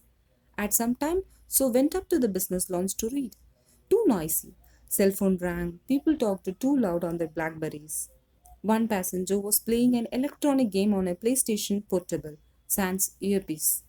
So we all aired him as he battled the dragons and invaded new lands.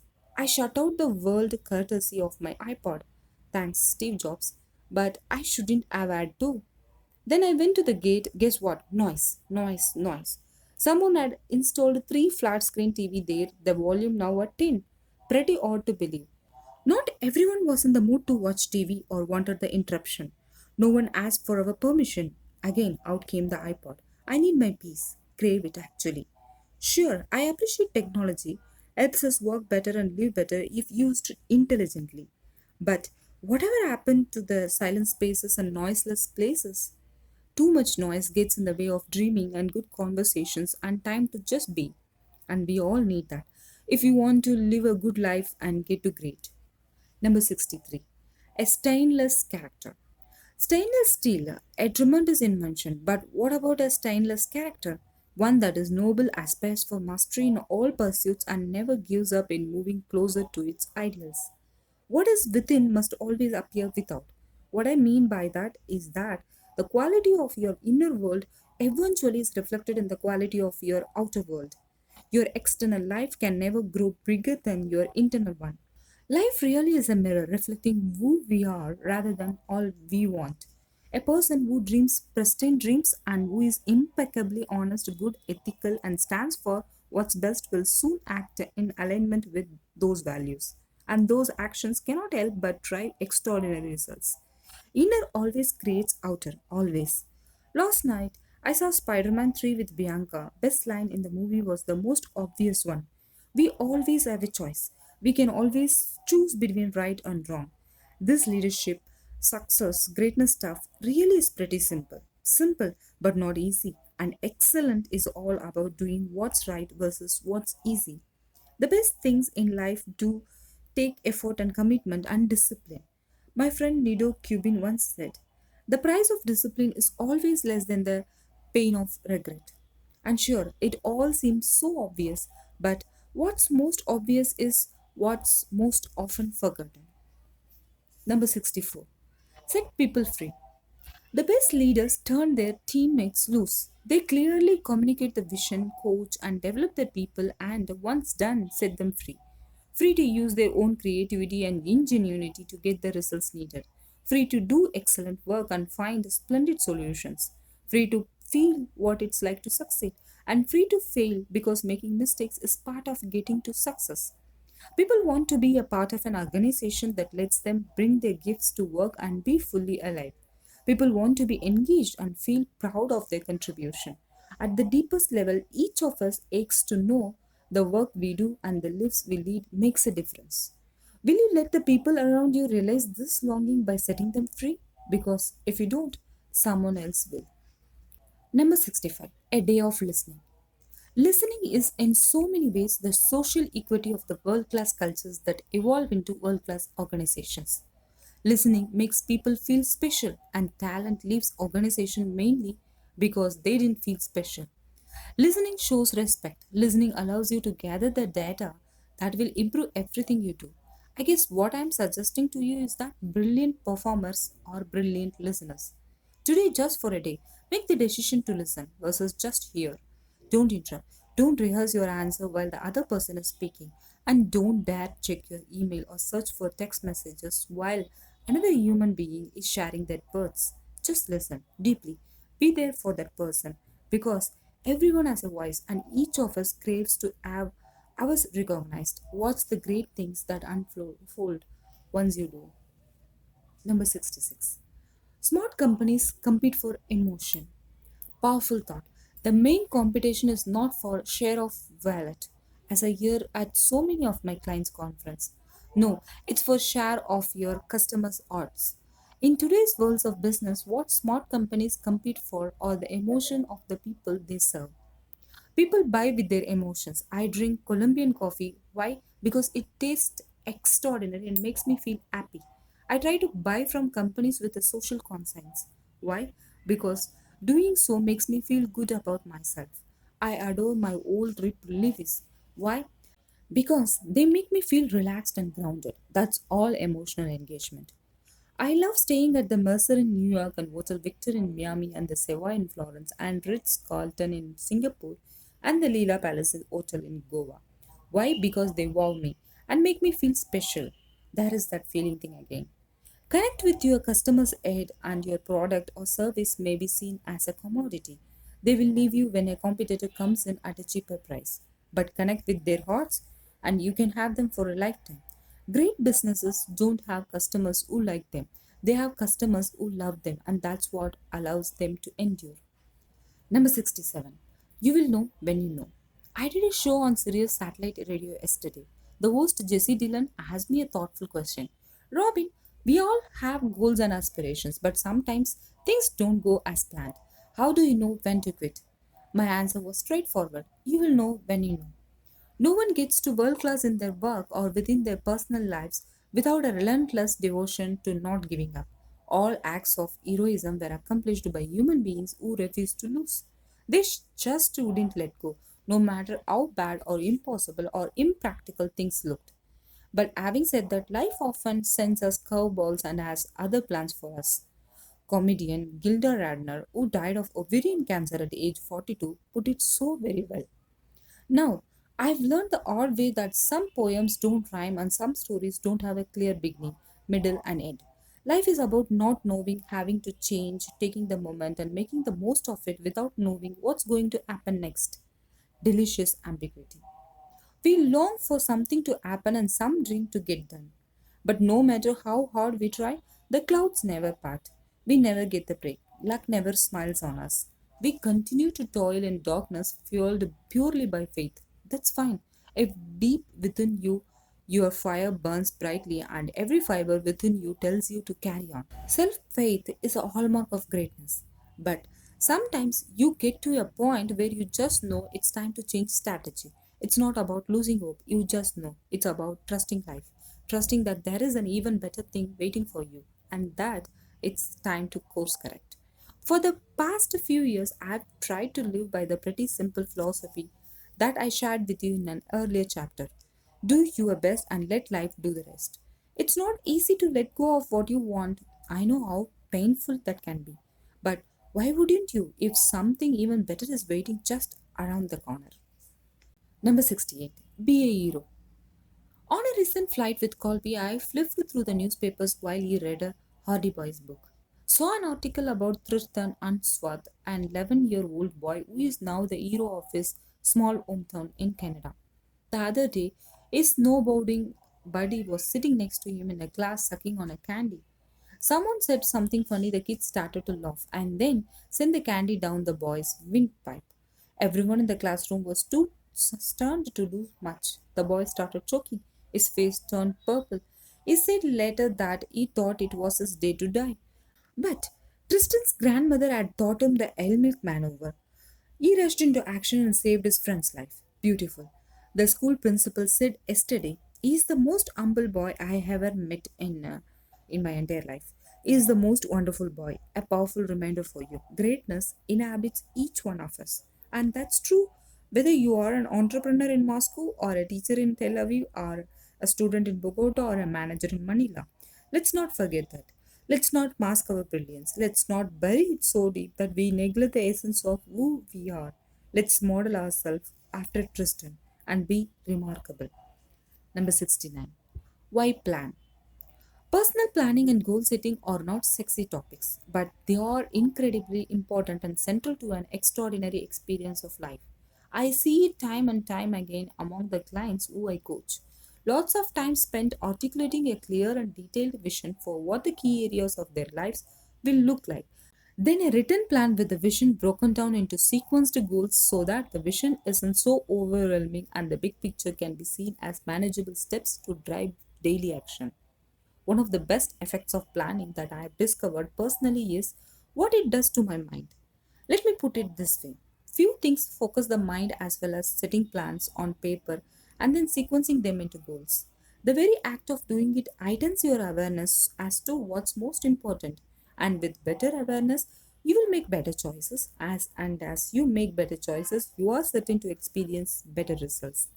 So, give yourself a gift. Take out a nice crisp white sheet of paper, sharpen a pencil, and then start writing about the work and home you desire to create. It's a lot easier than you may think, and the results will stun you. Number 70. Ask to get. You will never know if you don't even try. There is enormous power in asking for what you want. All too often, our internal chatter prevents us from taking the steps needed to get us to our own unique form of greatness. We are kept small from our inner imagining, so many of which are lies.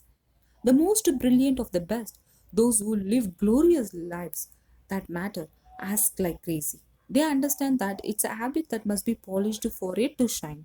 And the more you do it, the easier it gets, like any skill.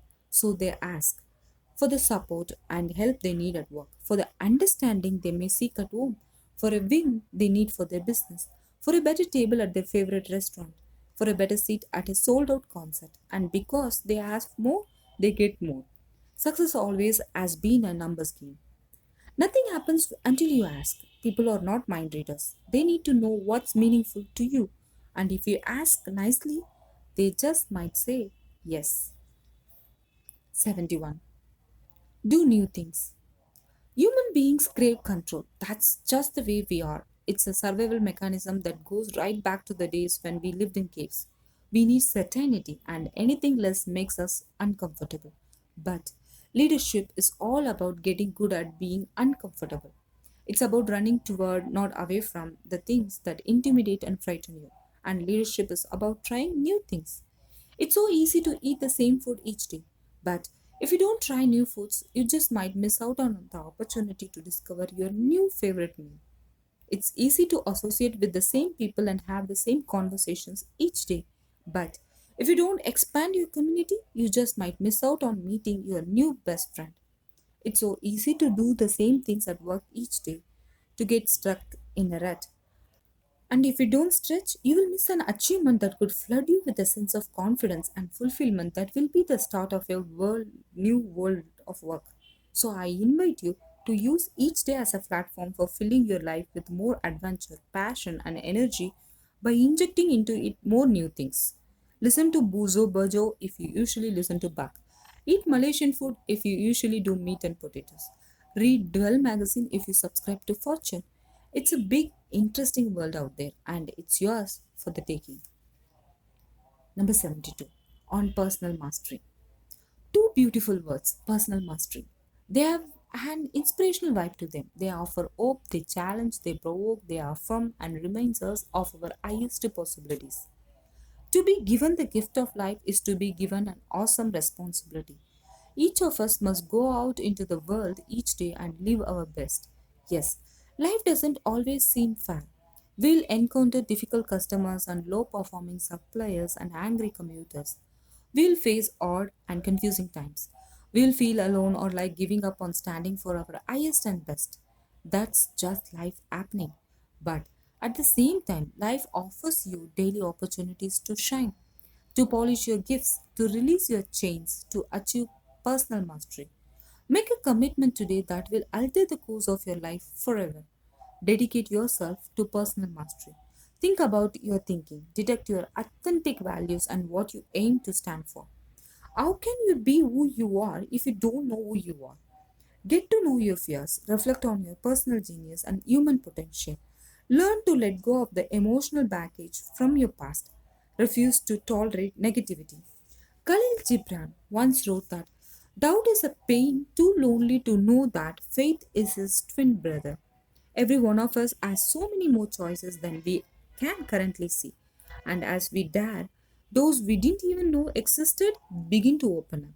Read more, learn more, get fit, no get ultra fit. Sad that too often good health only matters to those who have lost it. Become remarkable at what you do for work. Become so good at your craft that your organization cannot run without you. Become the friendliest person you know.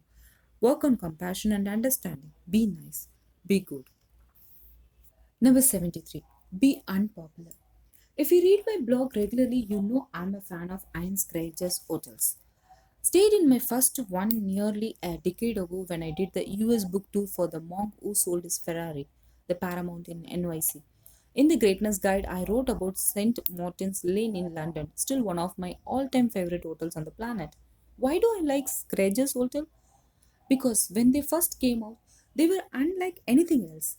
Now, most boutique hotels have some of the elements from the early Scratcher days. They are unforgettably cool. They have the confidence to be part modern art gallery and part place to sleep. They lead rather than follow, like all the best business and human beings. I'm reading a splendid book by Ari Begwith called What Clients Love this morning as I drink my Colombian coffee, reflecting on businesses and life. In the book, Beckwith quotes Scratcher who, true to form, say, let 24 despise. For all I care, just so 1 in 25 love them. The big idea for us. Businesses that try to be all things to all people end up being nothing to anyone. You need to stand for something. You need to play ferociously, passionately, emotionally to get world class or don't play at all. Number 74. Own your greatness.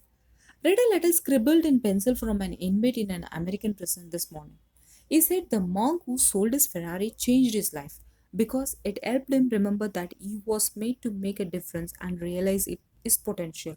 He would forgotten who he was meant to be because life had hurt him a lot. I hear this all the time. People appreciate being reminded that they are meant to play at great, that there are no extra people on the planet, that every life has a purpose.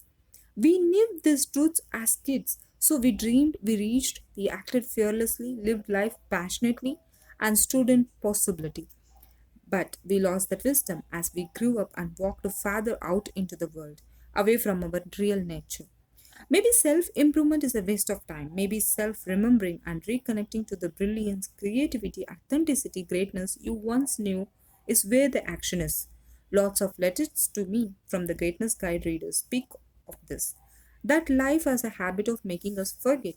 We fall into routine. We take things for granted. We stop taking risks. We stop aiming for the mountaintop. We stop speaking truth. We play small with the gift of our lives. But we deserve better than mediocrity. Ordinary people can do remarkable things by recalling who they truly are and living at their best. Number 75. Be like Coldplay. I saw Coldplay in Toronto a while ago. For 2 hours, they rocked the stadium with nearly 20,000 people on the feet cheering. I had an amazing time and finally realized why the pundits are saying Coldplay is the next U2. I also got a bunch of leadership ideas from watching the band that I hope you will use to get to your next level. The four big ideas. First, from start to finish, they understood what they were there for to create an experience for their clients. The lighting was superb, the visuals were world class, and the staging was perfect. Second, they engaged the audience and made us part of the show. Had us singing, dancing, and laughing. Third, they showed us love. How many businesses actually show you love and make you feel special when you do business with them? Well, Coldplay did. They thanked us for making them so successful. They showed genuine gratitude and they seemed truly humble, and people connect with vulnerability. And fourth, they were really good at what they did. Fantastic songs with great delivery. Yes, Coldplay over delivered. And guess what? Because of that, I'm a real fan. My challenge to you, be the Coldplay of your market space. Create fans, then delight them, and do whatever it takes to get them coming back for more. Number 76. Stop sleeping so much. I know I'm unpopular on this point, but I owe you my truth. Most people sleep more than they need to. They fall into the trap of spending some of the best hours of their lives on the mattress. They squander their potentially breathtaking gifts. They lose the battle of the bed. They trade their greatness for a snooze button. Here's an insight I invite you to consider. Sleep begets sleep. The more sleep you take, the more you need. Ever notice that as you sleep more, you feel sleepier? Strange, isn't it? But it's true. Yes, I get that sleep is essential to keep us radiant, renewed, and healthy. My fear is too much sleep. The kind that keeps great people ordinary. The kind that minimizes high potential lives. The kind that sucks the living out of a human beings destined to stand for excellence. And you know who you are. Happens to a lot of us because we fall in love with a pillow. Too many important things to do and too many great places to explore and too many big, airy, audacious goals. Thanks, Jim Collins, to get for us to sleep too much. Life is for the living. I need to repeat that. Life is for the living. You and I have been given a gift today to have the opportunity to make a difference and exercise our talents and have a phenomenally fun time doing it. And we need to seize and respect that gift. So sleep less, live more, and as Benjamin Franklin observed, there will be plenty of time to sleep when you are dead. I've always liked that guy. Number 77. Go perpendicular. In Italy, on vacation with the kids, working on a new book too. The writing's going very really well. And I'm doing some relaxing and renewing. I've never eaten so much pasta in my life. I'm keeping our neighborhood trattoria in business. Maybe my next project should be a diet book. Yesterday afternoon, the kids and I rented a little boat and headed down the Amalfi Coast. We hugged the shoreline, stayed close to land, never strayed far from home. This got me thinking about Christopher Columbus and about taking smart risks. Every explorer before him feared losing sight of the shore. They clung to the known. They opted for security. They didn't dare. Columbus did something different. He was brave, went straight out to sea, went perpendicular to the shoreline, and found a new world. Good on him. Of course, I needed to be safe with my kids. I'm just trying to make a point. Greatness as a leader and as a human sometimes requires that you leave the constraints of safety. Sometimes you just have to let go of the known and sail out into the unknown. To try a new way, to think a new thought, to behave in a new way, and to go perpendicular when the rest of the world hugs the shoreline and clings to safety. Yes, I get it's so human to feel frightened as we experience the blue ocean of change, transition, and growth. But as Lord Chesterfield said, it's not possible to discover new oceans unless one is willing to lose sight of the shore. Number 78. Do your life. It's a serene Sunday morning as I write this chapter. Cafe Del Mar plays while I enjoy a delicious cup of java. My kids are reading and I'm moving in slow motion. Love it. Something happened a little earlier that made me laugh, and I want to share it with you. Bianca and I were playing, role playing to be precise. She was pretending to be me and I was being her. She sat in my study and wrote in my journal, mimicking the way I speak. I, in turn, talked non-stop about dogs, rock bands, and hip CDs. After a few minutes of imitating me, here's what she said. Honestly, I don't want to be you anymore, Dad. It's too hard. I just want to be me. Perfect. What's more important in life than being yourself and loving who you are? Most of us really do end up living someone else's lives, and we dismiss happiness as a result. Fulfillment comes from living your truth, doing your values, pursuing your desires and ideals. To thine own self be true, wrote that British sage Shakespeare. No point in getting to the end and realizing you never let the real you come out to play. An excellent life grows out of an authentic one. Truly. Number 79. Give to get. Walking down the street today, I heard a man repeating this mantra to all those who passed by him. Have you helped someone today besides yourself? He was trying to raise money for his cause, but it got me thinking about giving. You need to give to get. Giving does begin the receiving process. Give support to get it. Give price to receive it. Give your best to attract it. Give more respect to experience it. And give more love to become beloved. Powerful thought. If you make five people feel better about themselves each day, by the end of 1 year, you will single handedly have elevated the lives of nearly 2000 people. Continue this practice, and after a decade, you will have positively impacted 20,000 people. Factor in the number of people that those you touch in turn influence, and you will quickly realize that your little daily gestures of inspiration can end up helping hundreds of thousands of human beings over the course of your lifetime. Give to get.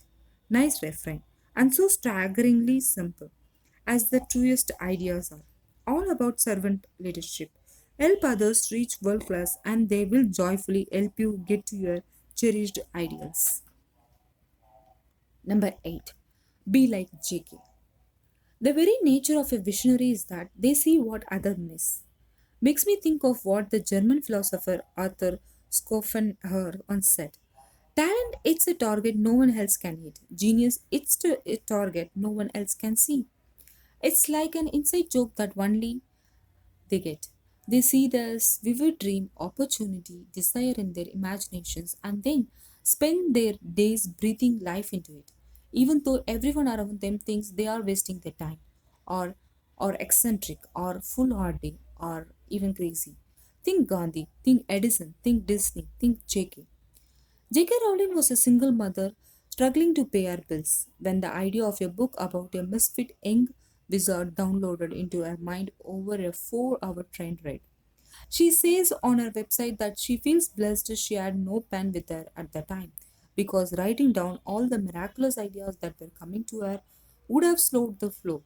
Once the manuscript was done, her agent began to send Harry Potter to publishers.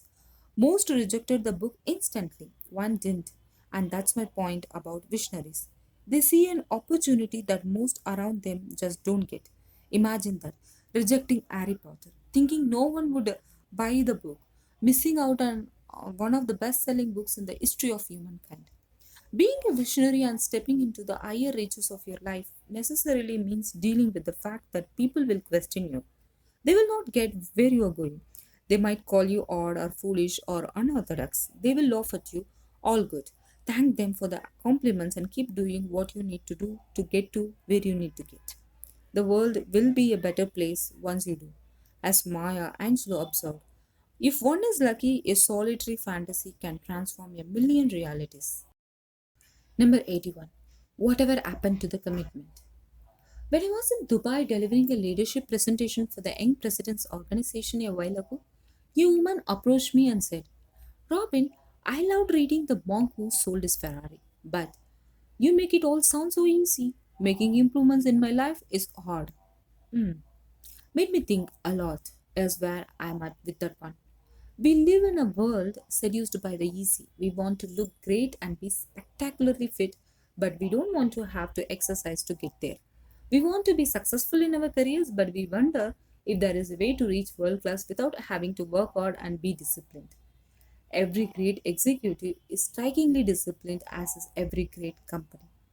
We dream of living fearless, joy filled lives, but we all too often avoid the very best practices, like getting up early, taking risks, setting goals, and reading, that are certain to deliver us to our ideals.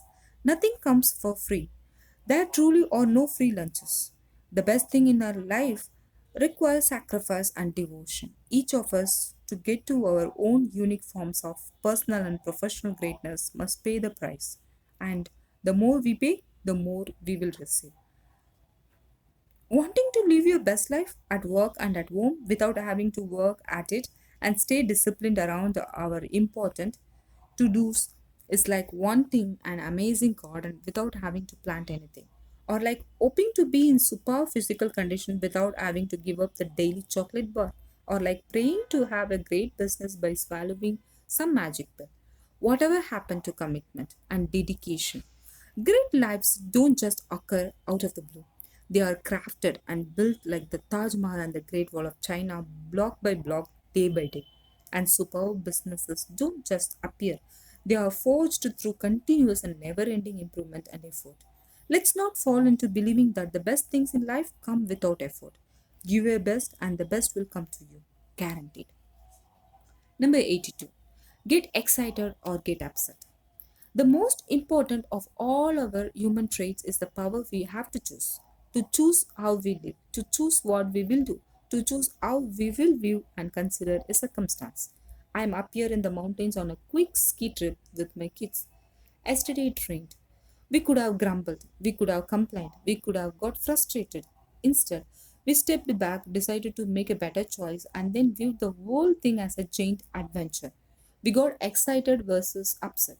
We turned the plastic covers that the resort provided, suited up, and skied like there was no tomorrow.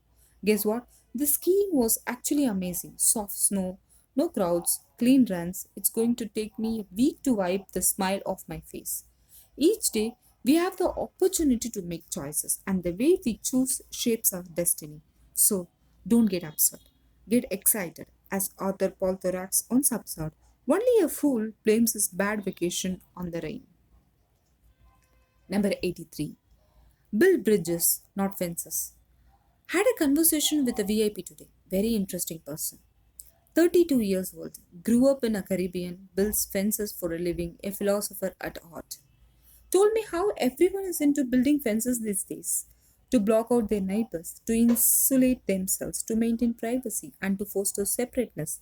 I grew up in St. Vincent, Ishet. On our little island, we were like one big family. It really took a village to raise each child. Everyone talked to each other, people cared about one another. We were part of each other's lives, a real community. Community. Beautiful word. Every single one of us has a deep psychological need for it. We all crave to belong, to know we are part of a larger whole. It gives us a sense of security, safety, and happiness. The best organization foster community and build workplaces where people feel safe to be themselves again. The best families do the same thing, honoring each other and creating rich shared moments.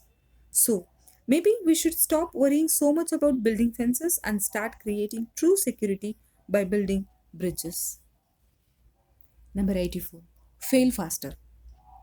Full disclosure, I'm not the first to use the term fail faster, but I do love it. The CEO of Coca Cola at the annual meeting informed the shareholders that the company was now going on an innovation tour and that its organization's reinvention plan was contained in a document entitled The Manifesto for Growth. He noted that spending on marketing and innovation would increase by US 400 million. And then, and here is the big line, observed, you will see some failures. As we take more risks, this is something we must accept as part of the regeneration process. Which brings me to the imperative of failing fast. At a leadership presentation I gave a while ago to the sales team of a large pharmaceutical company, someone came up to me afterwards and said, Robin, I loved your speech, especially the idea about failure being the price of greatness. That reminded me that too many of us are so afraid of failure that we don't even try. Seneca once said, it is not because things are difficult that we do not dare, it is because we do not dare that things are difficult. Many of us are frightened of looking silly or being embarrassed by failure, and as a result, we don't take the risk and seize an opportunity. We think failure is bad. It isn't. It's good. No, it's great. There can be no success without failure. It's just part of the process. The companies and people who have reached the heights of success are the same ones that have failed the most often. You need to fail to win, and the faster you fail, the more quickly you will learn precisely what you need to do to win. So fail fast. Outfail the competition. Outfail the person you once were. I will leave you with a quote from Robert F. Kennedy. Only those who dare to fail greatly can ever achieve greatly. Number 85. Angels in your evolution.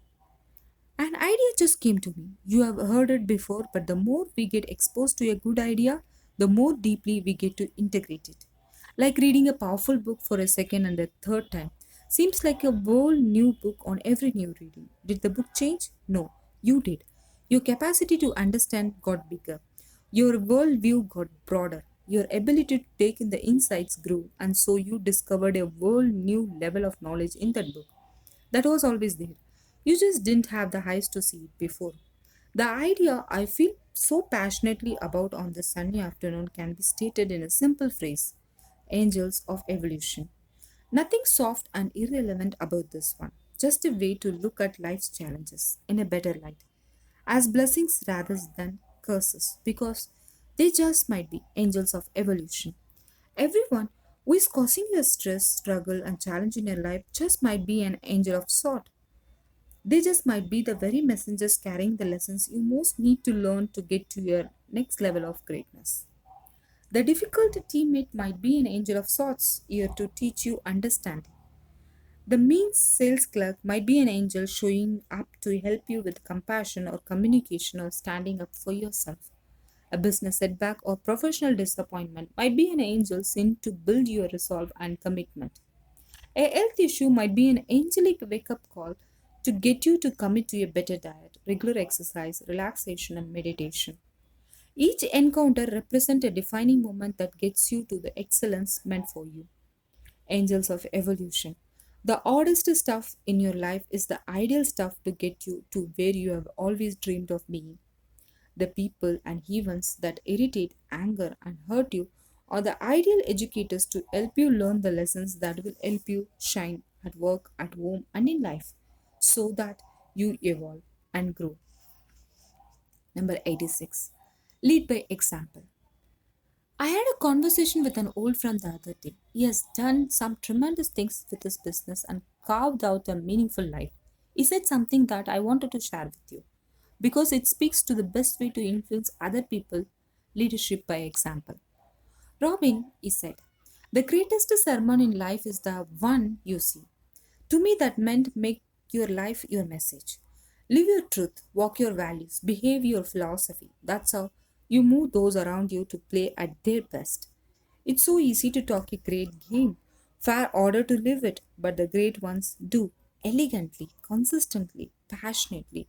As famed psychologist Abraham Maslow said, in order for us to become truly happy, that which we can become, we must become.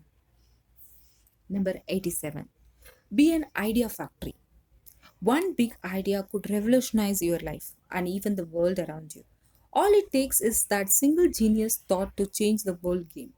I'm reading a fantastic book called Humble Masterpiece Everyday Marvels of Design by Paulo Antonelli, curator of architecture and design at New York's Museum of Modern Art. In one of the little chapters, I learned of designer Daniel Kurzik. He is the brave dreamer who invented the stay-on metal tap that you now see on every single one of the billion aluminum cans made every year. Before his inventions, taps were pulled off and thrown away, creating tons of litter, not to mention hurt feet. One idea transformed all that. Kurtzik was watching TV one night with his two kids when the vision came to him. Your best ideas will come when you least expect it. Most revolutionary thoughts don't come when you are keeping a frenetic face. They come when you are having fun. So have some fun. It's good for business as well as for your soul. Rather than letting the idea slip away like most of us do, he wrote it down, sketching his plan for the stay on tab. He quickly gave it to a draftsman and they soon created the prototype. Guess what? It worked. Brings me to my suggestion. Become an idea factory. Of course, you also need to have a passionate commitment to breathing life into your big ideas through near flawless execution. Couple the two, and you just might produce something extraordinarily valuable. And wouldn't that be a wonderful thing? Number 88. Speak your truth. This past weekend, the kids and I returned to Halifax, Nova Scotia, an amazing city on the Atlantic Ocean with very special human beings and outrageously good fish and chips, which also happens to be the place where I grew up. We were there to celebrate a friend's 40th wedding anniversary. As we walked out of a bookstore, a car drove by and with a bumper sticker that I'll never forget. I said, speak your truth even when your voices shake. Brilliant. Too many people talk the good talk these days. Tons of empty promises and hype and lofty statements that never amount to anything. True leaders are different. They talk less and do more. I love the quiet leaders, those silent souls who under promise and over deliver.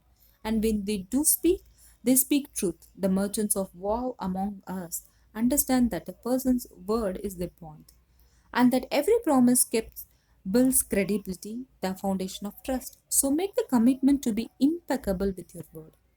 You really can be a leader no matter what your title is. In the theater, they say no role is a small role, and in life, no person is an insignificant one. Every calling is great when greatly pursued, observed Oliver Wendell Holmes. Each day at work and at home, you have an opportunity to create an impact, to make a difference, and to reveal your potential. And one of the things that separates leaders from followers is that those who lead speak openly, honestly, and courageously, even when the very thought of doing so frightens them, even when their voice shakes. Number 89. Leadership begins at home. I was on my way to a meeting and saw a billboard that caught my eye. Its words, "What are you teaching your children?" The big idea. Leadership really does begin at home. What are we teaching our children by the lives we are leading and examples we are setting? I believe that the best way to influence the kids is to be true to yourself and to lead the best life that you can, so that they will adapt the same values, though their path may be different. What message are you sending to those little leaders who watch your every move and model your every act? Are you showing them what's possible by being remarkable in each of your pursuits? Or are you teaching them to play small by resigning yourself to average? The fruit never falls far from the tree, and your children will become a lot more like you than you may believe. You can help your kids get to their greatness. It starts with you leading the way. Number 90. Respect rules. I sometimes glaze over on the topic of respect in the workplace. The concept is so obvious that it seems not even worth discussing. We all know that if you treat your people well, they will treat your customers well. We all know that employees excel when they feel cared for, trusted, and valued.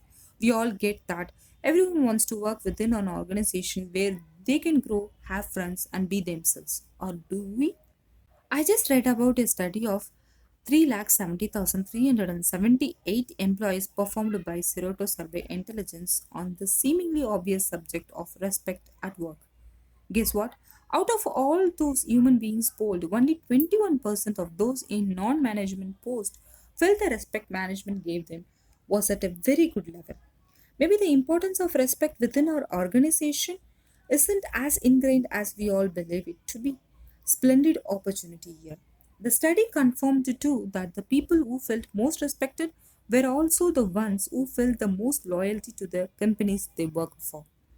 And in a world where attracting and keeping super talent is one of the most critical of all success factors, anything that breeds greater loyalty needs to be done. So, respect rules. Treating people well rocks. Making your teammates feel special is a job number one because they are special. Here are a few practical strategies to unleash respect at work. Say please and thank you. Be on time. Punctuality is a mark of the great ones. Reward people for excellent performance. Become a brilliant listener. People will love you for it. Coach the people you work with and help them realize their potential. We all want to get better. Write thank you notes. Promote candor and truth telling. Give people permission to take sensible risks and the freedom to fail. Encourage creativity and authenticity. When people feel respected, they feel better about themselves, and people who feel good do good. Number 91. Learn from Michael J. Fox. I saw television star Michael J. Fox being interviewed on NBC the other night. You probably know he has Parkinson's disease. The condition would knock most of us down. Not FJF. He said that he actually felt Parkinson's brought many blessings into his life and shared during the interview how it pushed out all the superficial things, making way for much richer ones such as wisdom, understanding, and love. Powerful thought. Life's most painful experiences are the very circumstances that introduce us to our best. During times of ease, we can get caught up in the shallow pursuits and pleasures. Odd times cause us to go deep. The unmeaningful stuff falls aside and we awake to what's important. Things like family, friends, relationship, presenting our best to the world, enjoying each day's gifts, and leaving the world better than we found it. Every life is terminal, no matter how long we get to live. We are all headed for the same end. When you remember that before we know it, we all be dust and things that currently limit you, like fear, pride, and past disappointments, just fall away. And you discover that the time to shine and be great really is now. So, thank you, Michael J. Fox, for showing courage and leadership, for speaking honesty, for being a light in a world with far too much darkness. Number 92. The journey is as good as the end. Just read something in a Cadillac ad in an issue of GQ. It quotes actor Andy Garcia as saying, "It's important when going after a goal to never lose sight of the integrity of the journey." I so appreciate the way he languaged that. And he's right. The journey toward any result, whether the result is being amazingly good at what you do for a living or great in the way you conduct your life, is just as important, if not more important, than the end. I guess what I'm inviting you to consider is that the climb offers you far more value and as many rewards as getting to your mountain top. Why?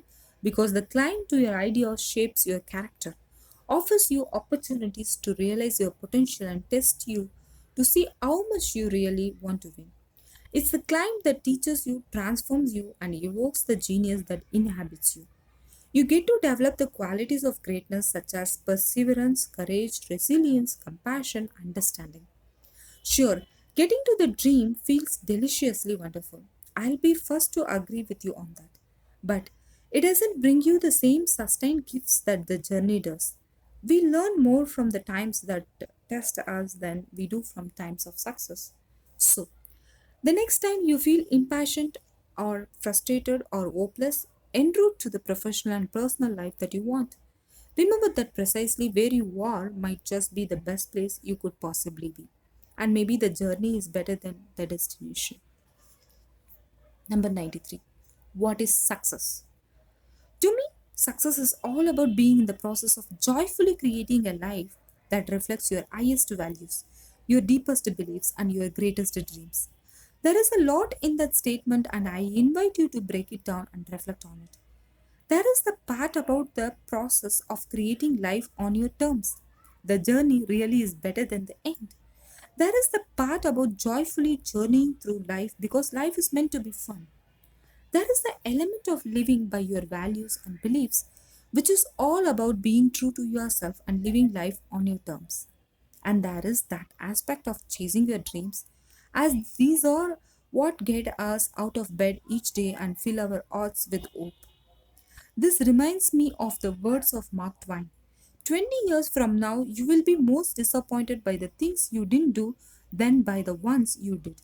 So throw off the bow lines, sail away from the safe harbor, catch the trade, winds in your sails, explore, dream, discover. That's true to success. Number 94. Your highest freedom. One of my favorite books is Man's Search for Meaning, written by Viktor Frankl, an Austrian psychotherapist who survived confinement in Nazi concentration camps. So many of those around him perished. They lost hope. They fell into despair, then death. He managed to get through the ordeal by applying what I believe is our highest human freedom, our ability to choose how we respond to and process any event that happens to us. We can look for some good or we can become haunted by the bad. Frankl writes, everything can be taken from a man, but one thing the loss of the human freedoms to choose one's attitude to a given set of circumstances, to choose one's way. Such a magnificent thought. Number 95. Go Hollywood. I was watching The Big Idea with Donny Douche the other night. I don't watch much TV, but I enjoy his show. Great guest, interesting insights, and a ton of inspiration. He had on the creator of CSI, a man who used to drive a tram in Las Vegas for $850 an hour. His big idea to write a script for a television show that married the traditional police show with forensics. That winning concept has made him rich. It also got me thinking about screenplays and Hollywood writers. They get to write their own stories, list the cast of characters, and determine how the whole thing concludes. So do you. True, we cannot predict how life will unfold. In so many ways, the only thing we can expect is the unexpected. But by writing our stories and then doing our best to act them out daily, we can get a lot closer to our own Bollywood endings than those who don't. So many of our professional and personal desires really can come true if we write the script, and that's a beautiful thing. Number 96. On the Burden of Greatness. I just watched the powerful Hilary Swank movie Freedom Writers once again with my kids. The story reminded me of what's most important. At the end of our lives, the only thing that endures is who we became, the difference we made, and the love we gave. In one scene, our on screen father, proud of her inspired work with inner city kids that other teachers had given up on, told her, "You have been blessed with the burden." I believe the same is true for each of us. As Google co founder Larry Page once said, leadership really is about a healthy disregard for the impossible. We all have talents, resources, and capacities that makes us special, and with those gifts come responsibility. To use them, to refine them, to polish them, and make them brighter so that we create more value and so that we elevate the world around us. I adore the Holly Davidson ad that encourages us to leave behind shoes no man can fill. To forget the burden on you to be great is to neglect the call on your life, and no failure could be bigger than that. 97. Live an intense life. I like my music loud, my coffee strong, and my dreams large. I like days with color, people with passion, and conversations that call out the best within me. I want to live like there is no tomorrow, achieve the best within me, and love the people in my life like I really mean it. I want to do my part to elevate our world. I want to live with intensity. What a beautiful word, intensity. Live a high volume life. Play full out. Take risk. Reach high. Don't look back. Be authentic. Be great.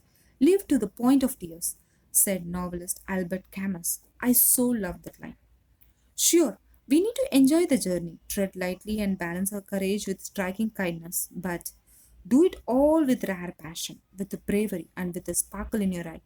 Do it all with intensity. All of the great ones do. Number 98. Make your mark. In an issue of Best Life, I came across a line from George Clooney. You only have a short period of time in your life to make your mark. Obvious. Maybe. Yet, so true. It's easy to get so caught up in the daily administrivia that you forget about building your legacy. Easy to become so focused on your problems that you neglect to chase your ideals. Easy to get so pulled into the ordinary pursuits of life that you lose sight of the extraordinary. 8. Life spins by at an alarmingly fast rate. And if you don't use each day to do even one thing to make your mark and to advance your vision and to become your brilliance, you may miss what truly counts. Makes me think of the words of consultant Richard Lader, who observed people over 65 were asked if you could live your life over, what would you do differently? They said three things. I would take time to stop and ask the big questions. I would be more courageous and take more risk in work and love. I would try to live with purpose to make a difference. That says it all. 99. Create your body of work. It is early morning as I read this, relaxing in my library, listening to Luciano Ligabue, an extraordinary Italian rock star who I got turned on to in Rome and whose music has been shaking the foundation of our home for the past few weeks. And I am reflecting about leadership and life. Just read a little piece in an issue of Vanity Fair on Odd Book World. The writer, who is now 80 and battling kidney failure, coming close to death brings a human nearer to what's most important in life, brings tremendous clarity, strips away all the accessories that we think are so essential when we are younger, connects us with the truth, and the truth sets us free, doesn't it? He was asked, what is your idea of perfect happiness? Being healthy was the reply. He was asked, which talent would you most like to have? Living was the reply. Then he was asked, what is your most treasured possession? All of my writing, my 32 books, and all of my columns. The point of wisdom that you and I can take away. Greatness comes when you create something with your life that is not only bigger than you but outlasts you. Legitimacy and recognition and prestige and maternal things are all fine and are all very human pursuits. But there is something far more important, legacy. Making a difference, having an impact, creating something special and meaningful. What body of work will you create over your life so that the generations who follow will know that you have been here? What bold acts and brave moves will you make this very moment to let the greatness that slumbers within you come out and visit the light of this very day? What will your most treasured possession look like? And at the end, what will you have done with all the talent with which you have been blessed? Just wondering. 100. Big like Mandela. I'm reading a beautiful book on Nelson Mandela, a man I admire enormously. a visionary, a freedom fighter, an amazing example of the heights to which human beings can rise. He invited three of his jailers to his inauguration as President of South Africa. How's that for forgiveness? I wanted to share part of the introduction from Bill Clinton as it speaks to the path you and I, as dreamers, leaders without title, and human beings devoted to our best, are on. Every time Nelson Mandela walks into a room, we all feel like a little bigger. We all want to stand up. We all want to cheer because we would like to be him on our best day. 101. Will you be great today? Someone reading this book today will walk out into their world and do something that will get them to their next level of greatness. Someone near you will make the decision over the coming hours to raise their standards and step up to their highest potential. Someone around you will start something even if it is appears to be little gesture that over time will cause breathtaking improvements and results in the way of their life looks in all its dimensions. Why not make that person you? Forget what anyone's ever told you. Stop listening to the small thinkers. Muffle the voices of the critics. Get to the truth. You are meant to play big with your life. To go out there and be remarkable. No extraordinary. And every time you refuse to listen to that call, you betray yourself. So honor you. Make this day and your life a special and unforgettable one. One tiny step truly can result in gigantic consequences over time. Remember who you truly are, and all of you have been built to be a leader without title, a rare, human being, and is someone who made things better. I will leave you with the words of philosopher Marcus Aurelius, who said, "To live each day as though once lost, never flustered, never apathetic, never attitudinizing, is the perfection of character." Wonderfully said. I wish you greatness. That's the end of the book, Greatness Guide, Part 2 by Robin Sharma. I hope you enjoyed the listening. Thank you for that. And stay blessed and happy. Love and peace from the Greatness Guide.